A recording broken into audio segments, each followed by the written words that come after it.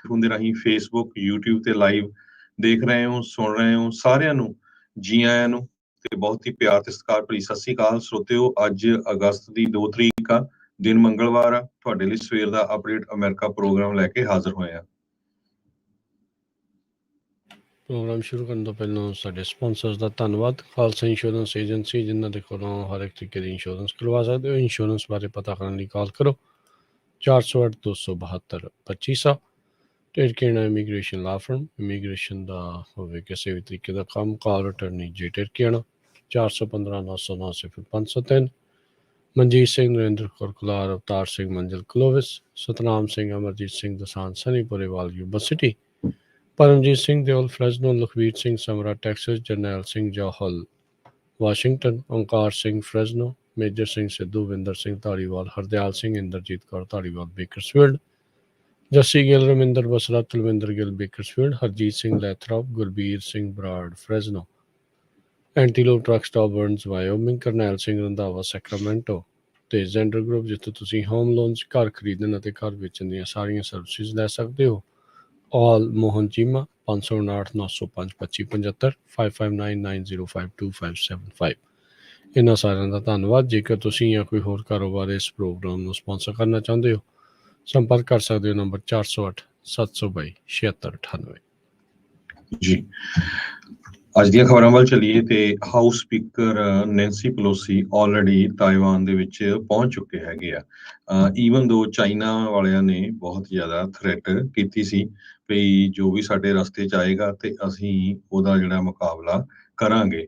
1997 ਤੋਂ ਬਾਅਦ ਲਗਭਗ 25 ਸਾਲਾਂ ਬਾਅਦ US ਦਾ ਹਾਈਲੀ ਜੋ ਕਹਿ ਸਕਦੇ ਹਾਂ ਰੈਂਕਿੰਗ ਆਫੀਸ਼ੀਅਲ ਉਹ ਤਾਈਵਾਨ ਦੇ ਵਿੱਚ ਪਹੁੰਚਿਆ ਆ। ਨਿਊਟ ਗਿੰਗਰਿਚ ਸੈਕਟਰੀ ਸੀਗੇ ਰਿਪਬਲਿਕਨ ਪਾਰਟੀ ਦੇ ਵੇਲੇ 1997 ਦੇ ਵਿੱਚ ਉਹ ਪਹੁੰਚੇ ਸੀ ਤਾਈਵਾਨ 'ਚ, ਤੇ ਉਹਨਾਂ ਤੋਂ ਬਾਅਦ ਹੁਣ ਨੈਂਸੀ ਪਲੋਸੀ ਪਹੁੰਚੇ ਹੈਗੇ ਆ। ਕਹਿੰਦੇ ਵੀ ਚਾਈਨਾ ਵਾਲਿਆਂ ਦੇ ਮਿਲਟਰੀ ਦੇ ਪਲੇਨ ਵੀ ਤਾਈਵਾਨ ਦੇ ਲਾਗੇ ਛਾਗੇ ਘੁੰਮ ਰਹੇ ਸੀ, ਤੇ ਇੱਧਰੋਂ USA ਵਾਲਿਆਂ ਨੇ ਵੀ ਆਪਣੀ ਪੂਰੀ ਜੋ ਆ ਤਿਆਰੀ ਕੀਤੀ ਹੋਈ ਸੀ। ਇਹਨਾਂ ਦਾ ਵੀ ਜਿਹੜਾ ਇੱਕ ਸ਼ਿਪ ਹੈਗਾ USS ਰੋਨਲਡ ਰੀਗਨ, ਉਹਦੇ ਤੇ ਜੋ ਮਿਲਟਰੀ ਦੇ ਪਲੇਨ ਆ ਉਹ ਪੂਰੇ ਬਿਲਕੁਲ ਰੈਡੀ ਸੀ ਜੇ ਕੋਈ ਕਿਸੇ ਤਰ੍ਹਾਂ ਦੀ ਪ੍ਰੋਬਲਮ ਆਉਂਦੀ ਹੈਗੀ ਆ। ਨੈਂਸੀ ਪਲੋਸੀ ਦੇ ਨਾਲ ਹੋਰ ਹਾਊਸ ਡੈਲੀਗੇਟਸ ਦੇ ਵਿੱਚ democratic representative Gregory mix New York ਤੋਂ, ਮਾਰਕ ਟਕਾਨੋ ਕੈਲੀਫੋਰਨੀਆ ਤੋਂ, ਸੂਜ਼ਨ ਡੈਲਵੇਨੇ ਵਾਸ਼ਿੰਗਟਨ ਤੋਂ, ਰਾਜਾ ਕ੍ਰਿਸ਼ਨਾਮੂਰਥੀ ਇਲੀਨੋਇਸ ਤੋਂ, ਤੇ ਐਂਡੀ ਕਿਮ ਨਿਊ ਜਰਸੀ ਤੋਂ ਉਹਨਾਂ ਨੇ ਜੁਆਇਨ ਕੀਤਾ ਹੈਗਾ ਆ। ਸੋ ਇਹਦੇ ਸੰਬੰਧ ਦੇ ਵਿੱਚ ਜੋ ਰਿਪਬਲਿਕਨਸ ਆ ਉਹ ਵੀ ਸਾਥ ਦੇ ਰਹੇ ਹੈਗੇ ਆ। US ਕੋਲ ਕਿਸੇ ਤਰ੍ਹਾਂ ਦਾ ਆਫੀਸ਼ੀਅਲ ਰਿਲੇਸ਼ਨ ਨਹੀਂ ਹੈਗਾ ਤਾਈਵਾਨ ਦੇ ਨਾਲ, ਜਿਹਨੂੰ ਰਿਪਬਲਿਕ ਆਫ ਚਾਈਨਾ ਵੀ ਕਈ ਵਾਰੀ ਚਾਈਨਾ ਵਾਲੇ ਕਹਿੰਦੇ ਆ ਵੀ ਉਹ ਸਾਡਾ ਹੀ ਮੁਲਕ ਆ, ਸਾਡੇ ਹੀ ਅੰਡਰ ਹੈਗਾ ਆ। ਸੋ ਇਹ ਜੋ ਗੱਲਬਾਤ ਚੱਲ ਰਹੀ ਆ, ਕੁਛ ਜੋ ਪ੍ਰੋਟੈਸਟਰਸ ਆ ਉਹ ਉੱਥੇ ਸੀਗੇ ਵੀ ਨੈਂਸੀ ਪਲੋਸੀ ਨੂੰ ਆਉਣਾ ਨਹੀਂ ਚਾਹੀਦਾ ਸੀ, ਵੀ ਸਾਡੇ ਲਈ ਇਹ ਪ੍ਰੋਬਲਮ ਹੋਊਗੀ, ਪਰ ਦੂਸਰੇ ਪਾਸੇ ਬਹੁਤ ਵੱਡੀ ਗਿਣਤੀ ਦੇ ਵਿੱਚ ਸਪੋਰਟਰਸ ਵੀ ਸੀਗੇ US ਹਾਊਸ ਸਪੀਕਰ ਨੈਂਸੀ ਪਲੋਸੀ ਦੇ, ਜਿਨ੍ਹਾਂ ਨੇ ਵੈਲਕਮ ਟੂ ਤਾਈਵਾਨ ਦੇ ਸਾਈਨ ਬੈਨਰ ਬੜੇ ਜੋ ਆ ਫੜੇ ਹੋਏ ਸੀਗੇ। ਜੀ ਬਿਲਕੁਲ। ਸੋ ਇਹ ਹੁਣ ਕਹਿੰਦੇ ਵੀ ਚਾਈਨਾ ਵਾਲੇ ਕਾਫੀ ਇਸ ਚੀਜ਼ ਨੂੰ ਲੈ ਕੇ ਤੱਤੇ ਹੈਗੇ ਆ, ਤੇ ਕਹਿੰਦੇ ਵੀ ਇਸ ਦੀ ਰਿਟੈਲੀਏਸ਼ਨ ਜਿਹੜੀ ਉਹ ਹੋਵੇਗੀ। ਹਾਊਸ ਸਪੀਕਰ ਨੈਂਸੀ ਪਲੋਸੀ ਦੀ ਸਟੇਟਮੈਂਟ, ਉਹਨਾਂ ਨੇ ਇਹੀ ਕਿਹਾ ਵੀ 23 ਮਿਲੀਅਨ ਜਿਹੜੇ ਤਾਈਵਾਨੀ ਲੋਕ ਦੇ ਨਾਲ ਅਮਰੀਕਾ ਜਿਹੜਾ ਆ ਉਹ ਖੜਾ ਆ, ਤੇ ਅੱਜ ਦਾ ਜਿਹੜਾ ਸਮਾਂ ਆ ਉਹ ਹੋਰ ਵੀ ਜ਼ਿਆਦਾ ਮਹੱਤਤਾ ਜਿਹੜਾ ਰੱਖਦਾ ਹੈ ਪਹਿਲਾਂ ਦੇ ਨਾਲੋਂ ਵੀ। ਕਹਿੰਦੇ ਵੀ ਦੁਨੀਆ ਦੇ ਵਿੱਚ ਇਹ ਚੋਇਸ ਵੀ ਡੈਮੋਕ੍ਰੇਸੀ ਕਿ ਆਟੋਕ੍ਰੇਸੀ ਜਿਹੜੀ ਹੋਵੇ, ਉਸ ਮੋੜਾਂ ਦੇ ਉੱਤੇ, ਉਸ ਮੋੜ ਦੇ ਉੱਤੇ ਆ ਕੇ ਇਸ ਟਾਈਮ ਦੁਨੀਆ ਜਿਹੜੀ ਉਹ ਖੜੀ ਆ। ਮੰਗਲਵਾਰ ਲੈਂਡ ਹੋਣ ਤੋਂ ਪਹਿਲਾਂ ਇਹਨਾਂ ਨੇ ਵਾਸ਼ਿੰਗਟਨ ਪੋਸਟ ਦੇ ਵਿੱਚ ਇੱਕ ਆਪਣਾ ਓਪੀਨੀਅਨ ਐਡੀਟੋਰੀਅਲ ਵੀ ਜਿਹੜਾ ਉਹ ਛਾਪਿਆ ਸੀਗਾ, ਜਿਸ ਦੇ ਵਿੱਚ ਉਹਨਾਂ ਨੇ ਇਹੀ ਕਿਹਾ ਸੀਗਾ ਵੀ US ਦੀ ਕਮਿਟਮੈਂਟ ਨੂੰ ਹੀ ਇਹ ਪ੍ਰਮਾਣਿਤ ਕਰੇਗਾ ਤਾਈਵਾਨਾਂ ਦੇ ਨਾਲ, ਚਾਹੇ ਉਹਨਾਂ ਨੂੰ ਚਾਈਨਾ ਦਾ ਖਤਰਾ ਜਿਹੜਾ ਉਹ ਬਣਿਆ ਪਿਆ ਆ। ਕਹਿੰਦੇ ਵੀ ਚਾਈਨੀਜ਼ ਕਮਿਊਨਿਸਟ ਪਾਰਟੀ ਦੀ ਅਗਰੈਸ਼ਨ ਜਿਹੜੀ ਲਗਾਤਾਰ ਵੱਧਦੀ ਜਾ ਰਹੀ ਆ, ਤੇ ਸਾਡੀ ਕਾਂਗਰੈਸ਼ਨਲ ਡੈਲੀਗੇਸ਼ਨ ਦਾ ਇਹ ਜਿਹੜਾ ਵਿਜ਼ਿਟ ਆ, ਇਹ ਦੌਰਾ ਆ, ਇਹੀ ਚੀਜ਼ ਨੂੰ ਜਿਹੜਾ ਉਹ ਦੱਸੇਗਾ ਵੀ ਅਮਰੀਕਾ ਤਾਈਵਾਨ ਦੇ ਨਾਲ ਖੜਾ ਹੈਗਾ ਆ। ਸੋ ਕਹਿੰਦੇ ਵੀ ਇਹ ਸਾਡਾ ਡੈਮੋਕ੍ਰੇਟ ਪਾਰਟਨਰ ਆ, ਤੇ ਅਸੀਂ ਇਸ ਦੇ ਲਈ ਤੇ ਇਸ ਦੀ ਫਰੀਡਮ ਦੇ ਨੂੰ ਜਿਹੜਾ ਉਹ ਡਿਫੈਂਡ ਕਰਾਂਗੇ। ਸੋ ਕਾਫੀ ਜਿਹੜਾ ਹਰਜੋਤ ਸਿੰਘ ਜੀ ਵਾਦ ਵਿਵਾਦ ਜਿਹੜਾ ਉਹ ਚੱਲ ਰਿਹਾ ਸੀ ਪਿਛਲੇ 1-2 ਹਫ਼ਤਿਆਂ ਤੋਂ, ਜਦੋਂ ਤੋਂ ਹੀ ਇਹਨਾਂ ਦੇ ਏਸ਼ੀਆ ਦੇ ਦੌਰੇ ਦੀ ਚਰਚਾ ਜਿਹੜੀ ਉਹ ਚੱਲੇ ਸੀਗੀ। ਸੋ ਉਸ ਤੋਂ ਬਾਅਦ ਦੇ ਵਿੱਚ ਹੁਣ ਆਲਰੇਡੀ ਉਹਨਾਂ ਨੇ ਸਟੇਟਮੈਂਟ ਚਾਈਨਾ ਵਾਲਿਆਂ ਨੇ ਜਿਹੜੀ ਉਹ ਦਿੱਤੀ ਆ ਵੀ ਇਸ 'ਤੇ ਕਈ ਜਿਹੜੇ ਰਾਜਨੀਤਿਕ ਇੰਪੈਕਟ ਜਿਹੜੇ ਆ ਉਹ ਦੇਖਣ ਨੂੰ ਮਿਲਣਗੇ ਪਲੋਸੀ ਹੁਣਾਂ ਦੇ ਜਿਹੜੇ ਉਹ ਦੌਰੇ ਤੋਂ ਬਾਅਦ ਦੇ ਵਿੱਚ।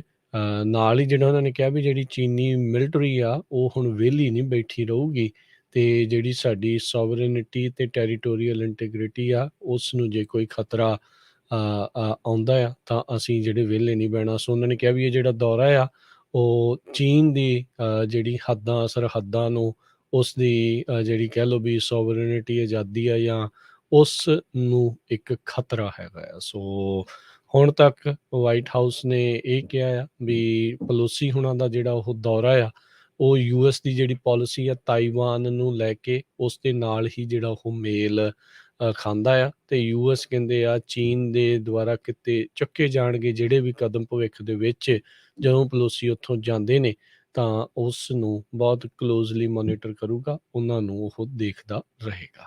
ਜੀ। ਸੋ ਇਸੇ ਤਰ੍ਹਾਂ ਯੂਐਸ ਨੇ ਆਪਣੇ ਆਪ ਨੂੰ ਸੁਪਰ ਪਾਵਰ ਹੋਣ ਦਾ ਸਬੂਤ ਦਿੱਤਾ ਹੈ ਪਿਛਲੇ ਅੱਜ ਤੇ ਕੱਲ ਦੇ ਵਿੱਚ। ਕੱਲ ਯੂਐਸ ਨੇ ਅਲ ਕਾਇਦਾ ਦੇ ਟੌਪ ਦੇ ਲੀਡਰ ਆਇਮਨ ਅਲ ਜਵੈਰੀ ਨੂੰ ਡਰੋਨ ਦੇ ਨਾਲ ਅਫਗਾਨਿਸਤਾਨ ਦੇ ਵਿੱਚ ਮਾਰ ਦਿੱਤਾ ਹੈਗਾ, ਤੇ ਪ੍ਰੈਜ਼ੀਡੈਂਟ ਜੋ ਬਾਈਡਨ ਹੋਣਾ ਨੇ ਇੱਕ ਆਪਣੇ ਭਾਸ਼ਣ ਦੇ ਦੌਰਾਨ ਉਹਨਾਂ ਨੇ ਪ੍ਰੈਸ ਕਾਨਫਰੰਸ 'ਤੇ ਦੱਸਿਆ ਵੀ ਅਸੀਂ ਜੋ ਅਮਰੀਕਾ ਦੇ ਨਾਲ ਕਿਸੇ ਤਰ੍ਹਾਂ ਦਾ ਵੀ ਗਲਤ ਕੰਮ ਕਰੂਗਾ ਤੇ ਉਹਨੂੰ ਛੱਡਾਂਗੇ ਨਹੀਂ। 9/11 ਦੇ ਸਮੇਂ ਦੇ ਉੱਤੇ ਜਿਸ ਟਾਈਮ ਅਮਰੀਕਾ ਦੇ ਵਿੱਚ ਨਿਊਯਾਰਕ 'ਚ ਅਟੈਕ ਹੋਇਆ ਸੀ, ਅਸਾਮਾ ਬਿਨ ਲਾਦਨ ਦਾ ਡਿਪਟੀ ਐਲ ਜਵਾਰੀ ਉਸ ਟਾਈਮ ਤੇ ਉਹਨਾਂ ਦਾ ਸਾਥੀ ਸੀਗਾ, ਪਰ ਇਹ ਬਹੁਤ ਲੰਮੇ ਸਮੇਂ ਤੋਂ ਬਚਦਾ ਆ ਰਿਹਾ ਸੀ।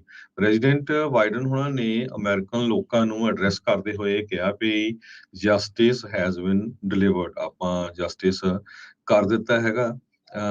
ਤੇ ਕਹਿੰਦੇ ਵੀ ਜੋ ਅਲ ਜਵਾਰੀ ਸੀ, ਇਸ ਨੇ ਬਹੁਤ ਸਾਰੀਆਂ ਆਪਣੀਆਂ ਅਲ ਕਾਇਦਾ ਦੀਆਂ ਬ੍ਰਾਂਚਿਸ ਆਲ ਓਵਰ ਦੀ ਵਰਲਡ, ਦੁਨੀਆ ਦੇ ਵਿੱਚ ਵਿਛਾਈਆਂ ਹੋਈਆਂ ਸੀਗੀਆਂ 2011 ਤੋਂ ਲੈ ਕੇ ਹੁਣ ਤੱਕ। ਅਲ ਜਵਾਰੀ ਈਜਿਪਟ ਦਾ ਰਹਿਣ ਵਾਲਾ ਸੀ, ਤੇ ਅੱਜ ਕੱਲ ਅਫਗਾਨਿਸਤਾਨ ਦੇ ਵਿੱਚ ਇੱਕ ਘਰ ਦੇ ਬਾਹਰ ਬਾਲਕੋਨੀ 'ਚ ਖੜਾ ਸੀ ਜਦੋਂ ਅਮਰੀਕਾ ਦੇ 에ਅਰ ਡਰੋਨ ਨੇ ਉਹਦੇ ਜੋ ਬੰਬ ਮਾਰ ਕੇ ਉਹਨੂੰ ਉੱਥੇ ਮਾਰ ਦਿੱਤਾ ਹੈਗਾ।